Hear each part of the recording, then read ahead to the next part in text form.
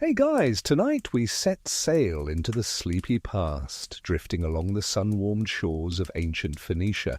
You're not some mighty king or famous warrior tonight, nope. You're a slightly overworked, perpetually salty Phoenician merchant, and your life smells faintly of seaweed and sun-baked wood. The harbour of Tyre buzzes behind you as seagulls wheel overhead, screeching about someone else's lunch.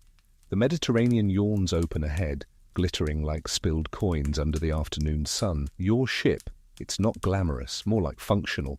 A fat-bellied galley, patched sails, rigging that creaks like your knees after a long market day. But it floats, mostly. The deck is piled high with goods, cedarwood logs, rolls of dyed linen, and jars of mystery spice whose labels fell off weeks ago. And your crew, let's just say they're spirited. One of them is already napping under a crate labelled, "Definitely not scorpions." You'll deal with that later, so before you get comfortable, take a moment to like the video and subscribe, but only if you genuinely enjoy what I do here. Also, I'd love to know where you're listening from and what time it is for you. Drop it in the comments. Now dim the lights, maybe turn on a fan for that soft background hum, and let's ease into tonight's journey together. The morning began with a shouted argument over dried fish. You'd been promised tuna. This was not tuna. It was something smaller, suspiciously crunchy, and definitely not worth the price you paid. But the buyer was already walking off, happily munching whatever that was, so you sigh and move on. There's always something at the docks. Tyre never truly sleeps. Even at sunrise, its limestone streets buzz with merchants calling out prices in half a dozen languages. Smells drift in thick, heady layers: spiced wine, rotting seaweed, fresh bread, donkey sweat. You pass a group of children chasing a runaway chicken between carts of dyed fabrics. No one seems surprised. You check your manifest. Today's cargo: cedar from the inland groves, long, rich beams of it. The kind that makes Egyptian priests positively swoon. Pharaohs adore the stuff. They carve coffins and temples from it, believing it lasts forever. You're less poetic about it. You're thinking, this wood better not warp in the sea air again. Loading takes hours. The dock workers are mostly reliable, if occasionally distracted by gambling or philosophical debates about whether olives count as fruit or vegetable. Historians still argue whether Phoenicians used standard coinage or preferred trade by barter, but for now, the dockmaster accepts your jar of mulberry jam as partial bribe to skip the line. You finally cast off just after noon, your hull groaning like a bored ox. The breeze is gentle and the sea is only pretending to be calm. Your helmsman, a sunburned man named Bailiff, claims he can read the waves like goat entrails. That doesn't comfort you. Still, there's something soothing about the sail pulling tight, the prow slicing through shallow surf, the faint scent of resin from the cedar. You lean back against a crate, trying to ignore the sound of your apprentice Yaron vomiting over the side. First voyage, classic. You pass another ship, Egyptian, judging by the lotus-embellished masthead. The captain waves. You wave back, wondering if he's carrying gold, slaves, or just papyrus and prayer beads. Trade in this part of the world is like soup, thick, unpredictable, and likely to stain your robe. By evening, the horizon glows with burnt orange, and a faint haze hugs the water. The crew is half asleep, and you're sharing figs with a man named Hanno who claims he once sold perfume to a crocodile priest. That's probably not true, but you let him talk. His voice is nice. One beam shifts with a thunk, and you glance down. Cedar is stubborn stuff, dense, fragrant, resistant to rot. Ancient Phoenicians were famous for it. In fact, Egypt imported it by the boatload, building pyramids with it long before you were born. It's your bread and butter, and it smells incredible. Quirky fact, some folks believed cedar fumes could ward off evil spirits. You've mostly found it wards off potential love interests unless they happen to enjoy the scent of sawdust and ambition. As stars prick the darkening sky, you lie back on a folded sail. The ship rocks gently. Yaron has stopped vomiting. Hanno is snoring like a flute full of honey. The Mediterranean murmurs softly around you, and your eyes begin to drift. But just before sleep hits, a jellyfish slaps the hull and startles you upright. Classic. The sun rises slow and syrupy the next morning, casting long shadows across your cedar stacks. You stretch, feeling the stiff creak in your lower back that comes from sleeping on ropes instead of a mattress. Yaren is already awake, scrubbing a deck that looks only marginally less filthy with each pass. He gives you a sleepy grin and a wave that nearly flings the brush into the sea. Progress. Today's destination lies inland, past the dusty coastal cliffs and into the grain-rich interior. Granaries, goat cheese, and gossip await. You anchor near a sleepy inlet, water so shallow you could wade in without soaking your hem. Two of your crew row you and your goods ashore, grumbling theatrically like it's their first day working under the Mediterranean sun. The town here isn't even on some maps. A handful of adobe houses, a dusty central square, and a goat population that clearly outnumbers the humans. Still, it's exactly the sort of place that craves what you're offering. Cedar beams for roof repairs, linen dyed a deep eggplant purple, a few perfume flasks that may or may not still smell like roses. And they have cheese, goat cheese to be specific. The kind that's been stored in clay pots and aged to that crumbly perfection only time and mild neglect can achieve. You meet the head of the granary, a woman named Nathania, whose handshake could shatter pottery, and she eyes your wares with a canny smile. She trades you 3 amphorae of oil, 2 wheels of cheese, and a bag of dried dates, so sticky your fingers fuse to the pouch. You can't complain. The dates taste like sun-hardened sugar, and the cheese, well, you try not to eat your profits, but a crumble here and there won't bankrupt you, probably. While Netanya tallies the final numbers using a bone abacus, her grandson insists it's magic.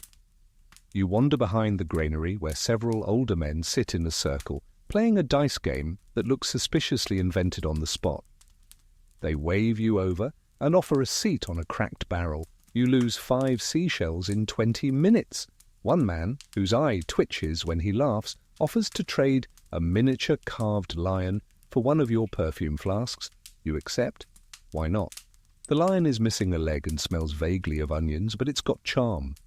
As you're chewing a date pit like it owes you money, Nathania pulls you aside. "You didn't hear it from me," she murmurs, "but there's been talk of a trader missing east of Sidon, disappeared mid-route. They say he was carrying Egyptian incense and trying to sell it to the wrong kind of priests."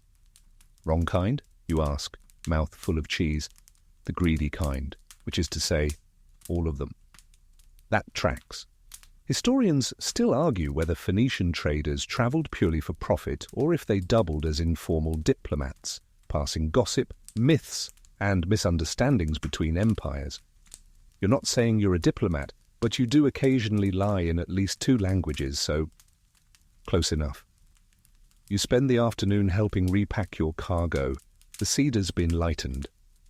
In its place, you now carry smoked meats, oil and cheese, sealed in clay jars thick enough to survive a minor siege. Yaren drops one and winces at the thud, but it doesn't crack. Miracle. By sunset, you're back on the water, rowing to your ship as frogs croak from the reeds, and a single heron eyes you like you're trespassing in its very personal pond. You tip your head in apology. Back aboard, your helmsman is arguing with the cook about whether boiled lentils count as soup or punishment. You sigh, step over a spilled coil of rope, and glance toward the horizon. Clouds gathering again. The sea is a temperamental thing. One day it's all shimmering blues and gentle breezes, and the next it's trying to make a salad out of your mast.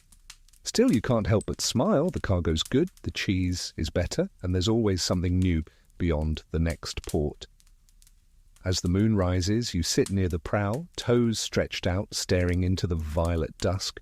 You carve your new wooden lion a second leg using a broken hairpin and declare it fit for shelf display. Probably. Yaren sits beside you and asks, "Do you ever wonder if we're making history?" You glance at him. "Only if it doesn't smell like fish." The Nile doesn't whisper. It gurgles, babbles, and occasionally belches a raft of reeds right under your boat. You're drifting along its murky green stretch now, deep into the floodplains that shimmer with heat and dragonflies, Memphis, capital of the ancient world, lies just ahead, squatting beneath a sky the colour of scorched parchment. The city pulses with trade, gossip, and the constant smell of cooking onions. You approach by skiff, your main ship anchored far enough from the port to avoid gouging harbour taxes. You're cheap, not foolish. Yaron grumbles beside you, shading his eyes. Are we trading or sightseeing? You give him the look. We're working, but if we accidentally discover something weird and valuable, I won't stop you. He nods, like this is acceptable. The Nile market is alive, stalls groan under piles of lentils, flax and trinkets shaped like beetles. A flute player squawks a tune that makes your molars itch. You step off the skiff and instantly step in something suspiciously warm. That's fine. Sandal cleaning builds character. You're here for two things: to sell your excess cedar and to pick up papyrus for a buyer back in Byblos. The cedar goes quickly. Egyptians practically throw beads and bread at you to get their hands on it. You trade several beams for bolts of linen, 2 crates of barley beer, and 1 elaborately painted ostrich egg that you will absolutely drop and break before week's end. Then comes the tricky part, negotiating papyrus contracts. You enter the scribe quarter, where shaved-headed men lounge in linen kilts arguing about hieroglyph spacing. One offers to trade scrolls for that cheese you stashed. Another demands payment in lapis, then quickly backpedals and asks for dates instead. Negotiations are fluid. One particular scribe, Neferhotep, beckons you with ink-stained fingers. He's old enough to have copy-edited the original Book of the Dead. His eyes gleam with dry amusement. You bring cedar, yes? Good. I need wood that doesn't crumble when my cat sneezes. You end up with 20 tightly rolled papyrus scrolls in exchange for a stack of thin cedar panels. A fair deal. The scrolls are secured with wax seals and a smell that can only be described as sun-warmed reeds and bad decisions. As you wait for your crew to load the skiff, you sip a mug of the local barley beer. It's warm and vaguely sour, like someone fermented bread in a sweaty boot. You make a face. A child nearby points and laughs. You bow, and that's when you hear it, whispers, near the linen stall. 2 men, one with the elaborate collar of a minor priest, the other in a Greek-style tunic, arguing in hushed tones about the scroll that vanished. You casually sidle closer, pretending to be fascinated by a basket of dried lizards. "Gone!" the priest hisses. "It was there last week, now nothing. Stolen, or worse, copied." The Greek leans in. "Copied, you mean?" "Yes," the priest mutters darkly. "A duplicate, a forgery, and not even a good one." Now that's interesting. In your line of work, forgeries are a constant concern. You once bought what you thought was Assyrian incense, only to realize it was crushed beetle mixed with goat dandruff. Never again. Historians still argue whether the Phoenicians actively participated in espionage or just had really loose definitions of curiosity. Either way, your ears perk whenever scroll thefts enter the conversation. The priest stalks off, muttering about curses and librarians. The Greek adjusts his tunic and disappears into a sunlit alley. You consider following, but the last time you followed a scroll thief, you got locked in a pottery kiln for 3 hours. Instead, you jot down a note on your palm with a bit of ink, and later accidentally smear it across your nose. Fashionable. Back at the skiff, your crew is balancing papyrus stacks and arguing over whether a scroll can be used as a napkin. You veto that idea before it becomes a business expense. The ride back to your ship is uneventful until a crocodile surfaces, snorts at you, and sinks again. You wave politely. It seems like the kind of creature that holds grudges. Once aboard, you stash the scrolls in a dry crate padded with linen. Your first mate suggests locking it. You nod and promptly forget to. Evening drapes itself over Memphis, heavy and golden. In the distance, the pyramids glint like giant sunburned thumbs. You sip beer again. It's still terrible, but the view unbeatable. You lie back on deck, using a coil of rope as a pillow. The Nile laps gently. Somewhere below, fish nibble at whatever falls from careless hands. You feel the soft hush of wind over your cheeks and the faint, paper-dry rustle of papyrus scrolls shifting in their box. Somewhere out there, a fake scroll is making real trouble, but tonight, you're just the delivery guy, and you're okay with that. The dunes stretch like lazy lions, soft-backed, sun-bleached, and completely uninterested in helping you find your way. You're on land again, unfortunately. Your ship moored behind you, anchored near a rocky inlet too shallow for smugglers and too remote for pirates, which is exactly why you chose it. You needed to cross the desert. You just didn't expect the desert to be so deserty. The caravan master, a lanky man named Reshef with an eyebrow that twitches like a trapped insect, insisted the shortcut was proven, which it was, proven to go in the entirely wrong direction. You're now at least 2 sand dunes deeper into nowhere than planned. The camels have stopped listening to you. One actively sighs whenever you speak. That's fair. You lost track of north an hour ago, and the sun overhead is now a merciless coin of white fire. Your sandals squish unpleasantly with each step. Someone spilled fig paste in the supply basket, and now you're all sticking to everything. "Are we dead yet?" Yaren asks from somewhere behind you, half buried in a linen tarp. "No," you reply. "But if you see any vultures with forks, run." The desert plays tricks on your mind. The heat waves shimmer like a ghostly lake. You swear you saw a man juggling pomegranates 10 minutes ago. Might have been a mirage, might have been Reshef practicing stress relief. Hard to tell. Then, like a dream, it appears. A sandstone structure rises from the dune's shoulder, weathered and square, part of it buried in sand. A shrine, maybe. The lintel still holds faint carvings, waves, stars, a fish with too many eyes. The front is half buried, but the door stands open, inviting you with all the subtlety of a hungry mouth. You don't hesitate. Shade is shade. Inside, the air is cool and still. Sand crunches under your feet. The walls are etched with faded reliefs, traders with sacks, ships cresting waves, and something that looks suspiciously like a man arguing with a donkey. You drop your pack and sit, exhaling a groan that feels a few centuries old. The others file in after, grateful and silently blaming you. You accept this, it's part of leadership. Yaren finds a dry patch of floor and flops down like an overcooked fish. "I think my knees are melted," he mumbles. "Then you'll walk faster downhill," you reply. One of the crew, a woman named Ishra who handles your spice inventory, runs her fingers over a carved panel near the back wall. "Hey," she says, tapping gently. "There's writing under this dust." Sure enough, a few careful swipes reveal a weathered inscription. Phoenician letters, just legible in the golden light. It's not a religious prayer or a warning. It's a shipping log. You blink.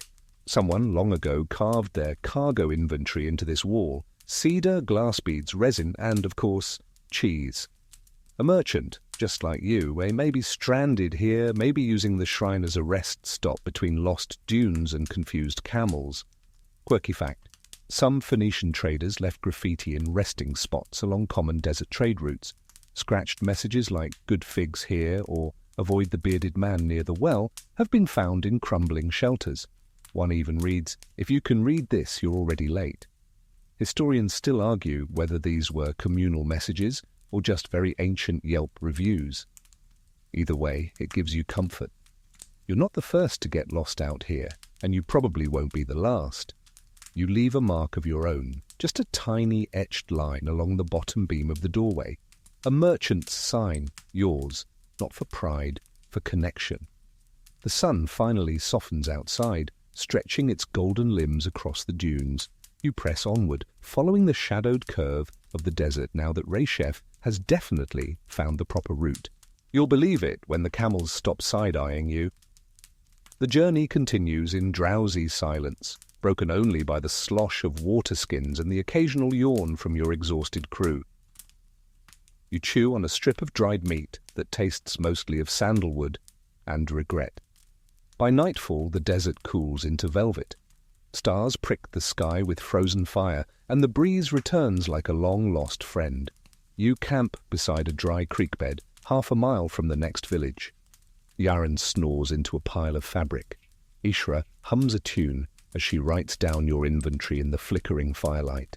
You lie on your back, watching constellations you've sailed under 100 times, wondering who else is looking up from a lonely desert shrine tonight. The wind carries the smell of cinnamon, camel, and something older. Possibly you. The sky gives you that look again. You know the one? Greyish blue, full of false promises and vague threats, like a baker who says your loaf might rise this time. You're back at sea, finally, though after that desert detour, your bones still feel full of sand. The sails flap lazily above you, and the horizon looks deceptively calm, but your instincts, well, the little twitch in your left eyebrow, tells you something's coming, a storm. Not a wild, Poseidon-raging kind of storm, just the petty, irritable kind that ruins plans and moistens socks. You're hugging the coast of Cyprus now, your ship bobbing like a slightly confused cork. The island peeks through the haze, green and smug. You'd planned to skip it, actually, but when the clouds start to huddle in an ominous committee and the wind gets that sharp, cinnamon-tanged edge, you mutter, "Fine," and signal to anchor near a sheltered cove. It's just a squall, you tell yourself, a passing fuss you've handled worse.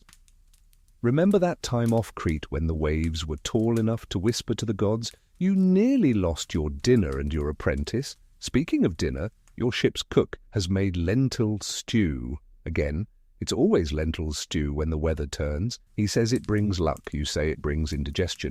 But tradition is tradition, so you take your bowl, pick out the burnt onions and sit near the rudder while the first drops of rain start poking the deck like curious ants. The clouds roll in like old debts, slow, dense, and hard to ignore. The crew moves in practiced rhythm, furling sailcloth, lashing cargo, and yelling slightly too helpfully at one another. "Storms build character," your first mate says. "Then I'm already a myth," you mutter, tying down a jar of preserved lemons that absolutely will break, if not restrained. You're sure of it. By mid-afternoon, the sky is charcoal and the sea has grown moody. Waves slap against the hull like wet applause. The ship tilts with a groan, and a barrel rolls across the deck, chased by Yaron. He catches it just before it goes overboard. You cheer half-heartedly and immediately regret it when the stew sloshes onto your sandal. "Great," you mumble. "Now I smell like warm legumes and fear." The wind howls a little louder. Rain slices sideways across the deck. It's not catastrophic, it's just annoying. Water pools everywhere, and you mentally start a list of things you'll probably need to dry. Scrolls, clothes, self-esteem. You order the anchor dropped and brace for a long, damp evening. Inside the cabin, which generously fits 1¼ humans, you huddle with your logbook and squint by the light of an oil lamp. Ink blurs slightly on the pages, your writing slanting toward the exhausted. You jot down a quick note. "Storm hit near Cyprus. Anchored by cove, lost one sandal and most of my patience." There's a knocking at the door, though it's less of a knock and more of a soggy slap. Yaren sticks his head in, rain dripping from his hair, like he's trying to water the floor. "Someone tied the goat crate too close to the galley. They're eating our onions." You stare at him. "How many goats?" "2. No, wait. 1 goat, 1 sheep. The sheep's just judging." You sigh and gesture vaguely, which he interprets correctly as "handle it." By dusk, the rain begins to ease, though the wind still throws occasional tantrums. You peek out and spot another vessel anchored nearby, a small Cypriot trader, patched sail, smoking cooking fire. You wave, they wave back. Seafaring courtesy is sacred, even when your beard is full of soup and your goat is an onion thief. Later, a boy rows over from their boat with a gift, 2 figs, a pouch of salt, and a carved bone charm meant to ward off weather gods. You hand him a dried date and one of your least valuable beads in return. He rows off, grinning. You're not sure if the charm works, but hey, if it makes the wind behave, you'll tattoo it to your forehead.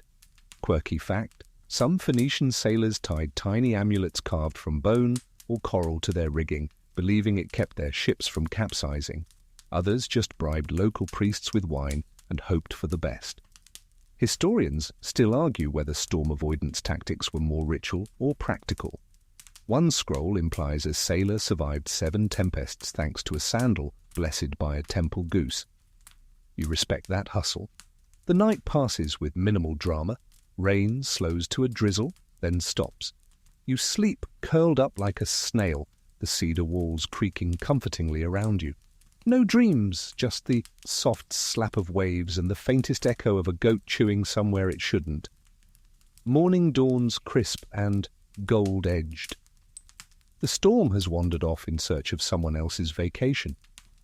Your ship's fine, a little damp, slightly pickled, but fine. You stretch, yawn, and immediately step into a puddle. Of course. But as you climb to the deck and see the sun cracking through the last clouds, painting the sea in honeyed stripes, you smile. Another day. Another deal. Another stew, probably, but you're still sailing. And that's more than most. You've barely dried off from the storm when the familiar smell of smoked fish and wet rope hits your nose like a damp handshake. Welcome to Sidon, sister city to Tyre, but louder, smellier, and with more enthusiastic street musicians per square metre than seems strictly necessary. Your ship coasts into the harbour on a generous breeze. Gulls scream overhead, fighting over a crust of bread like it's a royal inheritance. The sun is back with a vengeance, and your crew cheers when the city walls come into view. Most of them haven't bathed since the Cyprus drizzle, and even the goats look relieved to be near civilization again.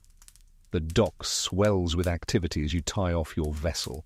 Sidon is a glass-making hub, one of the best in the ancient world. You're here to pick up a fresh batch of glassware for trade and maybe unload a few less-than-fresh goats. The dockmaster, a man with the facial hair of a disgruntled broom, gives your papers a cursory glance before waving you through. You can already hear them, the sailors singing, off-key. Again, the melody is one of those sea shanties that sounds vaguely like a love song, until you realize it's about a man who fell in love with a fish. No one knows the full lyrics, and new verses are added every voyage. Today's improvised stanza seems to involve pickled onions, a jealous octopus, and something about losing one's trousers to a particularly aggressive wave. It's terrible. It's also tradition. Yaron joins in with gusto, adding hand gestures that may or may not be legally considered interpretive dance in 3 kingdoms. You let them sing. Morale is important, and besides, the last time you tried to enforce silence, someone rewrote the song to be about you. It involved a tragic incident with a chicken and a barrel of wine. You don't talk about it. You head into the city to meet your glass contact. Tamar, an artisan with a voice like crushed velvet and a laugh that could cut through iron. Her shop sits nestled between a baker and an incense stall, so her whole street smells like cinnamon-dusted miracles. Late again, she says, arms crossed, eyebrow arched. You love me late, you reply, and duck just in time to avoid a thrown sandal. Her glassware is, as always, exquisite. Bottles shaped like grapes, vials tinted ocean blue, bowls so delicate they hum when tapped. You select 20 pieces, delicate enough to impress buyers, sturdy enough to survive a bumpy voyage with goats and sarcasm. While she wraps your purchase, Tamar asks, "You hear about the Sidonian swimmer?" "No." "Some fool jumped off the lighthouse trying to impress a merchant's daughter, sank like a stone with secrets." "Did he survive?" She shrugs. "Debatable. The girl married his cousin." Classic Sidon. Historians still argue whether the Phoenicians were expert swimmers. You'd think, with all this seafaring, they'd glide like otters. But records suggest many couldn't swim at all. Something about trusting boats more than bodies. Makes sense. Boats don't panic. Back on your ship, the crew has adopted a new verse. He sold his cheese and lost his socks, then kissed a goat behind the docks. You don't even want to ask. The glass is loaded carefully, each piece nestled in straw and fabric. You pray it stays intact. Last month, you lost a shipment to a rogue wave, and the resulting glitter on deck made your ship look like a travelling disco. You spend the afternoon wandering the Sidon Bazaar. You trade 2 rings for dried apricots, pick up a new dagger, mostly decorative, and almost buy a cursed flute before realizing it was just cracked. The vendor insists the crack lets in the spirits. You suggest it lets in the mice. By evening, the ship is ready to sail again. You stand at the prow, watching as the dock recedes, side and stone towers silhouetted against the saffron sky. Someone starts singing again. You don't stop them. Instead, you join in, quietly, off-key, but with heart. There's something oddly comforting about the rhythm of it all, the rocking of the deck, the creak of rigging, the stench of someone's sandals wafting downwind. The sea air is salty and sharp. It fills your lungs and stings your eyes. You feel content, even if you still haven't forgiven that goat. Tarsus rises on the horizon like a weary camel, sturdy, seasoned, and mildly judgmental. You didn't plan to stop here, but one of your deckhands sprained his ankle wrestling a barrel of pomegranates, don't ask, and you needed a place with a healer, a market, and hopefully fewer goats. Tarsus, wedged between the mountains and the sea, offers all three, and a heavy layer of dust that manages to sneak into your ears within 6 minutes of arrival. You dock without incident. The harbour's quieter than Sidon's chaos, but it hums with a kind of organised exhaustion, like the whole city's been doing trade since breakfast, and would very much like a nap. Which is probably true. The merchant quarter sprawls uphill, wooden carts creaking over cobblestones, tannery fumes wafting between fig vendors, and a donkey somewhere having a dramatic emotional breakdown. You make your way toward your contact here, Ainun, a dealer in wool, clay lamps, and, depending on his mood, questionable poetry. You find him reciting something vaguely erotic about turnips to a vendor girl who looks seconds from sleepwalking into traffic. "Ainun," you call. He stops mid-verse. "Ah, the cedar man. That's me, and I have no turnip feelings today." He laughs and claps your shoulder. "We'll see. Come, let's argue about donkeys and call it business." You follow him to a back-alley storage room where piles of wool, baskets of almonds, and what appears to be a taxidermied squirrel wearing a tiny tunic greet you. "You're trading cedar and glass?" he asks, examining a delicate Sidonian bottle like it might explode. You nod. "And I need," you pause, looking at his ledger, "a dozen clay lamps, 5 bolts of dyed linen, and if you still have them, those figs stuffed with whatever that addictive honey thing was." He smiles. "Ah, the nectar traps. I have 3 crates. You'll owe me 2 amphorae of oil." You sigh. 1.5. Done. Negotiations in Tarsus often begin with poetic metaphors and end in sarcastic haggling. It's the culture. You've once seen 2 elderly traders debate the value of an ox using only puns and dramatic sighs. Your deal goes smoothly until Ainun, gesturing a little too enthusiastically, knocks over a small clay jar.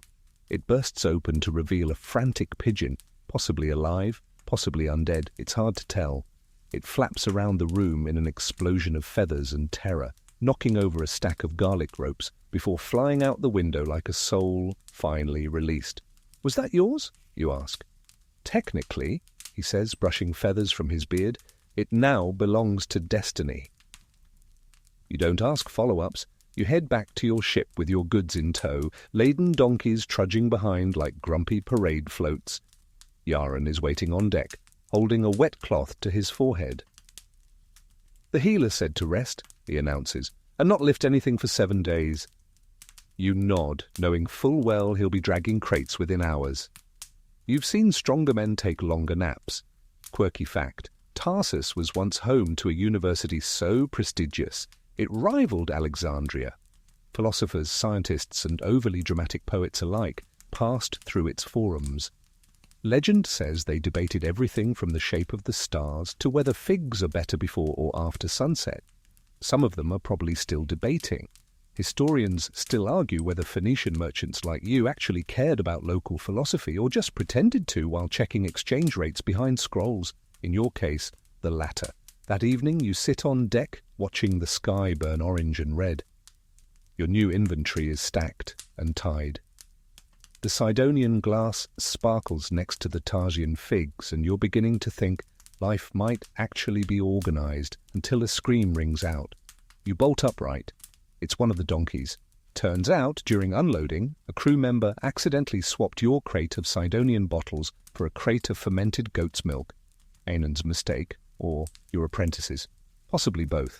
Either way, you now have 6 donkeys and a pouch of dried rosemary that wasn't part of any deal. You stare at the animals, they stare back.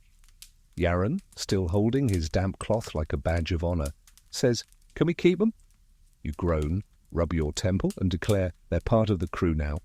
And just like that, your merchant fleet has grown, not in ships, but in hooves. You've never trusted olive oil, not because it's dangerous, not because it's slippery and occasionally spills at the worst possible moment, although it absolutely is and does. No, your distrust is rooted in experience, specifically in the way one bad shipment of it can make your entire cargo hold smell like a greasy salad for 3 moons straight. You're sailing west now, hugging the coast past Myra, toward a cluster of settlements where olives are currency and the people greet you with bread, questions, and unreasonably enthusiastic goats. You've traded here before. Once, a man tried to buy a Sidonian perfume bottle from you using nothing but 4 chickens and a smile. You declined. One of the chickens was clearly a liar. The sea is calm today, glassy. Your ship glides across it like it was built for this, which it was, though it still complains in creaks and groans whenever you ask it to do anything strenuous. Yaron sits near the bow, writing poetry in the margins of the logbook again. He claims it helps him concentrate. You've stopped fighting it after discovering that his terrible love poems double as excellent kindling. Ahead, the olive groves begin to appear, dark green rows climbing the hills like nature's comb lines. You dock at a tiny village port where the harbour master's sandals are older than your ship, and the local children offer you pomegranate seeds with all the solemnity of a royal welcome. You're here to pick up 4 large amphorae of oil from a family-run press. They've been prepping it for weeks. Your cedar shipment last month, paid in advance. Should be simple. You should have known better. The problem, as it turns out, is storage. The amphorae aren't sealed. And by aren't sealed, you mean someone decided that loosely tied goat bladders were close enough. Now you've seen a lot in your merchant years. You've seen barrels full of live eels, crates of singing frogs, even once a casket of fermented pears that exploded mid-voyage like fruity shrapnel. But this is new. 2 of the 4 oil jars are already leaking, slowly, apologetically, like they know they've failed you and would like to go quietly. You examine the goat bladder tops, sniff the oil, and try not to visibly recoil. It's good oil. Rich, peppery. Will fetch a nice price if it arrives intact and not absorbed into every wooden surface on your boat. "I can reseal them," the elder of the family says, "with pine tar and cloth." You raise an eyebrow. "I have reservations," you say. "Also flashbacks." She shrugs.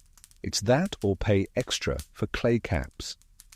You sigh and pay for the clay caps, because no amount of profit justifies spending the next week sliding around your own deck like a cursed eel. While they reseal the jars, you wander the grove. Olive trees twist upward with slow, gnarled grace. Each one looks older than time and probably holds grudges. A teenage boy follows you, humming an unfamiliar tune and offering olive paste on flatbread. You take it, it's delicious. You ask what's in it. "Just olives," he says, "and maybe garlic, and maybe a little wine." "How much wine?" He squints. "Enough to make my uncle think he can dance." "Fair." You return to the ship by sunset, 4 newly sealed amphorae in tow. The clay caps glisten, firm and trustworthy. You pat each one as it's loaded, whispering a soft prayer to the gods of dryness. Quirky fact, Phoenician traders were some of the first to standardize amphora shapes, narrow necks, pointed bottoms, perfect for storage and stacking. Of course, none of that helps if someone stores them next to a moody goat with balance issues. You learn this the hard way when one of your new crew donkeys trips on a coil of rope and nearly launches an oil jar into the sea. You catch it, barely, but your tunic now smells like a Greek salad during a heat wave. Historians still argue whether the Phoenicians traded olive oil in large volumes or mostly picked it up incidentally while dealing in more exotic goods. Your opinion? If it leaks, stains, or stinks, chances are you've hauled it. That night, as you dine on fresh bread, goat cheese, and olives, you try to avoid eye contact with the amphorae. The sea glows under a half moon. Your ship gently rocks, lulling your muscles into something almost relaxed. Yaren sits nearby, composing another awful poem. This one rhymes olive with solve it. You pretend not to hear. Somewhere below deck, a donkey brays in protest. You hope it's not chewing the oil jars. Again, you close your eyes and lean against the railing. Salt air, warm bread, and the ever-present hum of water beneath wood. The amphorae sit quietly beside the mast for now, and you drift off dreaming of dry decks, secure lids, and goats that understand boundaries. Byblos greets you with a yawn. Not that it's sleepy, far from it. The harbour is humming, carts squeak and creak across cobbled lanes, vendors bicker over lentils, and the air smells like warm parchment and honeyed bread. But there's something about Byblos that makes even chaos feel cosy. It's an old city, old enough to make Tyre feel like a teenager with too many opinions, and it wears its age like a silk robe, comfortably, with just a hint of smugness. You're here to pick up some papyrus, unload your now legendary oil shipment, the jars held, by the way, mostly, and most importantly, enjoy one night of dry sleep without goats braying in your general direction. The crew ties up the ship as you step onto the dock. Yaren disembarks, holding a scroll under his arm and a fig pastry in his mouth. The donkeys remain on board, plotting, no doubt, their next theatrical disaster. Your contact here is a scribe named Malik, who never leaves his booth without at least 3 ink stains and an opinion on everything. You find him where you always do, beneath the hanging vines of a shaded stall, surrounded by scrolls, sharpened reeds, and 2 cats who appear to be judging everyone's life choices. "You're late," he says, without looking up. You hand him a small amphora of oil. He nods. "Right on time." Malik has been copying texts for 30 years and has absolutely no tolerance for nonsense, unless it's in a scroll footnoted and accompanied by obscure references. You hand over the payment for your order, 3 freshly made Sidonian glass flasks, one of which still smells faintly of donkey. You don't mention that part. He passes you the scrolls, papyrus contracts, a few letters from Byblos nobility, and something wrapped in linen that he says fell off a temple shelf. You're not sure what that means and you don't ask. Business handled, you stroll toward the town square for something far more dangerous than international trade. Leisure. A dice game is underway. The players, mostly local scribes and fishmongers, squat in a circle, tossing carved knucklebones onto a painted cloth. You recognize the game. It's older than your sandals and twice as worn, but it draws crowds like honey draws flies. Yaren joins in, placing a single fig pastry as a bet. You watch, expecting him to lose within seconds. He wins, then he loses, then he wins again, somehow walking away with a tiny copper brooch shaped like a turtle, and a poem someone swore was written by a pharaoh's ghost. He offers it to you. "Happy no-goat day," he says. You pocket the brooch. The poem you'll save for fire starter. Later, as the sun dips low and the city bathes itself in burnt orange light, you sit on a warm stone bench outside a tavern. A group of women nearby debate whether a new dye from the east will ruin linen or simply make it more adventurous. Someone plays a lyre, someone else drops a jug and curses softly in Akkadian. You sip a mild beer and watch the sky change colours. Quirky fact, Byblos is one of the oldest continuously inhabited cities in the world. Its ancient docks once loaded papyrus bound for every major city across the Mediterranean. The Greeks even took the city's name and made it the root of biblion, the word for book. Historians still argue whether Byblos invented true alphabetic writing or simply adopted and refined earlier scripts.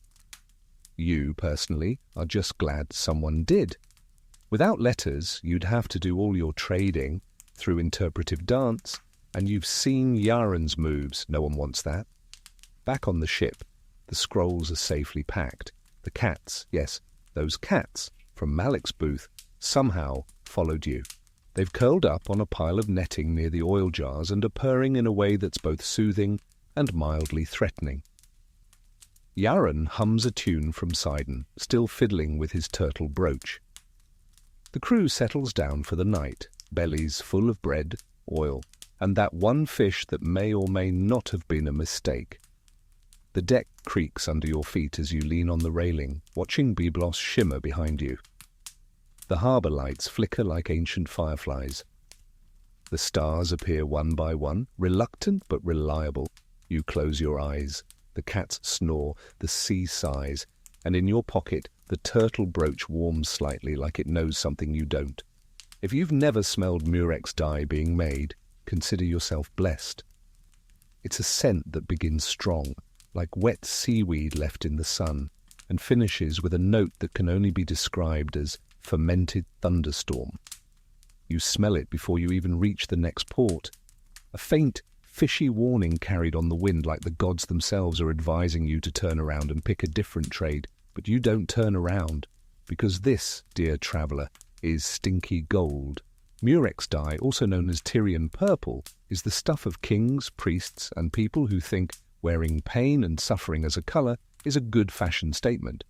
And it's your next pickup, not because you enjoy the aroma, you don't, but because a few vials of the stuff can buy you a new sail, a week of meals, and possibly a short, awkward romance in Sidon. You dock near the outskirts of a small, dye-making outpost clinging to the coast like it's not sure it wants to exist. The beach is littered with crushed shells, dye-stained stones, and people who've long stopped noticing the smell. A man approaches as you step off the ship. He's wearing layers of cloth, none of which have escaped the telltale purple blotches of his profession. His beard is streaked with lavender. His eyes are either full of wisdom or just permanently squinting against the stench. "You here for the batch?" he asks. You nod. "Still fresh?" Fresh is subjective. He leads you past vats of rotting mollusks, all slowly oozing out their precious smelly pigment. Workers stir the bubbling sludge with long wooden paddles. One of them hums. You wonder how. The process is grotesque. Murex snails, tiny sea creatures that would be charming if not harvested in obscene quantities, are crushed and fermented. Over time, their secretion turns from clear to green to blue to a deep, royal purple. And the stink, it's part of the charm, apparently. A purple robe that doesn't reek faintly of despair isn't worth the name. You receive your delivery, 10 sealed ceramic vials, each marked with a purple seal and wrapped in waxed linen. The man warns you not to open them near food, pets, or polite company. "Last time someone sniffed one," he says. "Their wife made them sleep on the roof for a week." You believe him. Yaren arrives, holding his nose. "Why does it smell like the ocean died?" You hand him a vial. "That's profit, my friend." He dry heaves quietly and places it in the crate. Back on the ship, the crew draws straws. Whoever loses has to store the dye in the hold, double wrap it in oilcloth, and pray it doesn't leak. Your first mate, with a look of deep betrayal, draws the shortest reed. "Maybe we should have gone into the dried fig business," he mutters. You consider it. But the margins just aren't the same. Quirky fact, Tyrian purple was so expensive in antiquity that Roman emperors restricted its use by law. To wear it without permission was treason, or at least grounds for a really intense sandal throwing. Yet the Phoenicians, they cornered the market like pros, shipping the dye across the Mediterranean in tiny, pungent batches that could finance whole fleets. Historians still argue whether the purple was always as rare as claimed, or if its myth was partly marketing. You lean toward the latter. There's no better sales pitch than, "This smells like horror, but you'll look powerful." With the vials stashed and triple guarded, you leave port, thankful the wind is blowing away from the crew quarters. The sky is clear, the sea gentle. You think this might be a peaceful leg of the journey. Naturally, a gull drops something unmentionable onto your last clean tunic. "Blessings from above," Yaron says with a grin. You throw a piece of stale bread at him. He ducks. The crew laughs. That night, you eat your meal upwind of the dye crate, chewing thoughtfully on pickled turnip while watching the stars begin their slow crawl overhead. Somewhere below deck, a donkey kicks a crate in protest of something, possibly the smell, possibly existence. You scratch behind your ear, take a deep breath of air that thankfully contains only traces of trauma, and lean back on a coil of rope. The purple dye might make you rich, or just very smelly. Either way, it's worth it. Probably. Athens gleams in the distance like someone dropped a basket of polished marble down a hill and just left it there to become a city. Your ship approaches slowly, the sea soft and forgiving for once, lapping gently against the hull. You adjust your tunic, straighten your belt, and mentally rehearse a few polite Greek phrases that do not involve accidentally calling someone's wife a horse. You learned that the hard way last time. The Athenian port of Piraeus is massive and bustling, an organized chaos of sails shouting and baskets of seafood you can smell from 3 docks away. Dockhands scurry like ants under a siege, loading and unloading crates, barrels, and the occasional confused chicken. You don't plan to stay long. You're here to pick up a few specialty goods, Athenian fig paste, finely painted pottery, and maybe some amphorae of honeyed wine if your coin pouch doesn't throw a fit. But mostly, you're here to trade your Sidonian glass and freshly acquired Tyrian purple to the kind of merchants who care more about status than smell. You step onto the dock and are immediately greeted by a man in a tunic, so white it hurts your feelings. He introduces himself with a flourish. "Demetrios, merchant of rare curiosities and frequent conversational detours. Welcome." You blink. "Thanks, I've got glass, purple dye, and a mild donkey infestation." He nods solemnly. "So, a standard Phoenician trade week." You like him already. He leads you through the port market, where fig vendors shout sweet promises and philosophers yell at pigeons. You pass a woman selling bronze combs shaped like owls, a man who claims his olive oil was blessed by Athena herself, and a very tired boy holding a lyre and muttering, "It's just a harp with better PR." Demetrios stops in front of a stall, displaying amphorae painted with scenes of heroic nudity and questionable historical accuracy. "These," he says, "are our finest. One features Heracles defeating a hydra. Another shows him losing an argument with a goat. We call that one relatable." You purchase 2, mostly because they're well-balanced and only slightly flammable. Then you unroll your own offerings, glass flasks that shimmer in the sunlight, and 1 small, tightly sealed vial of Tyrian purple. Demetrios doesn't even blink at the scent. He's clearly seen and smelled worse. "You Phoenicians know how to make suffering profitable," he says, admiring the dye. "I'll trade you 10 amphorae of wine, 3 crates of fig paste, and 1 mystery object." You raise an eyebrow. "Mystery?" He grins. "Completely unidentified. Might be a compass, might be a cursed hat. Fun either way." You accept, because of course you do. The fig paste is excellent, dark, sweet, with hints of sesame and cinnamon. You eat a chunk immediately, almost crying into your sandal with joy. The wine is surprisingly good, and the amphorae are mercifully sealed tight. The mystery object turns out to be a small, carved figurine of a hedgehog riding a dolphin. You show it to Yaron, who names it Captain Speedy, and gives it a seat of honor next to the goat crate. Quirky fact, the ancient Greeks had a reputation for collecting unusual foreign items, especially ones from Phoenician traders, glass beads, strange dyes, even pickled fish tongues, if the pitch was persuasive enough. They didn't just want goods, they wanted stories.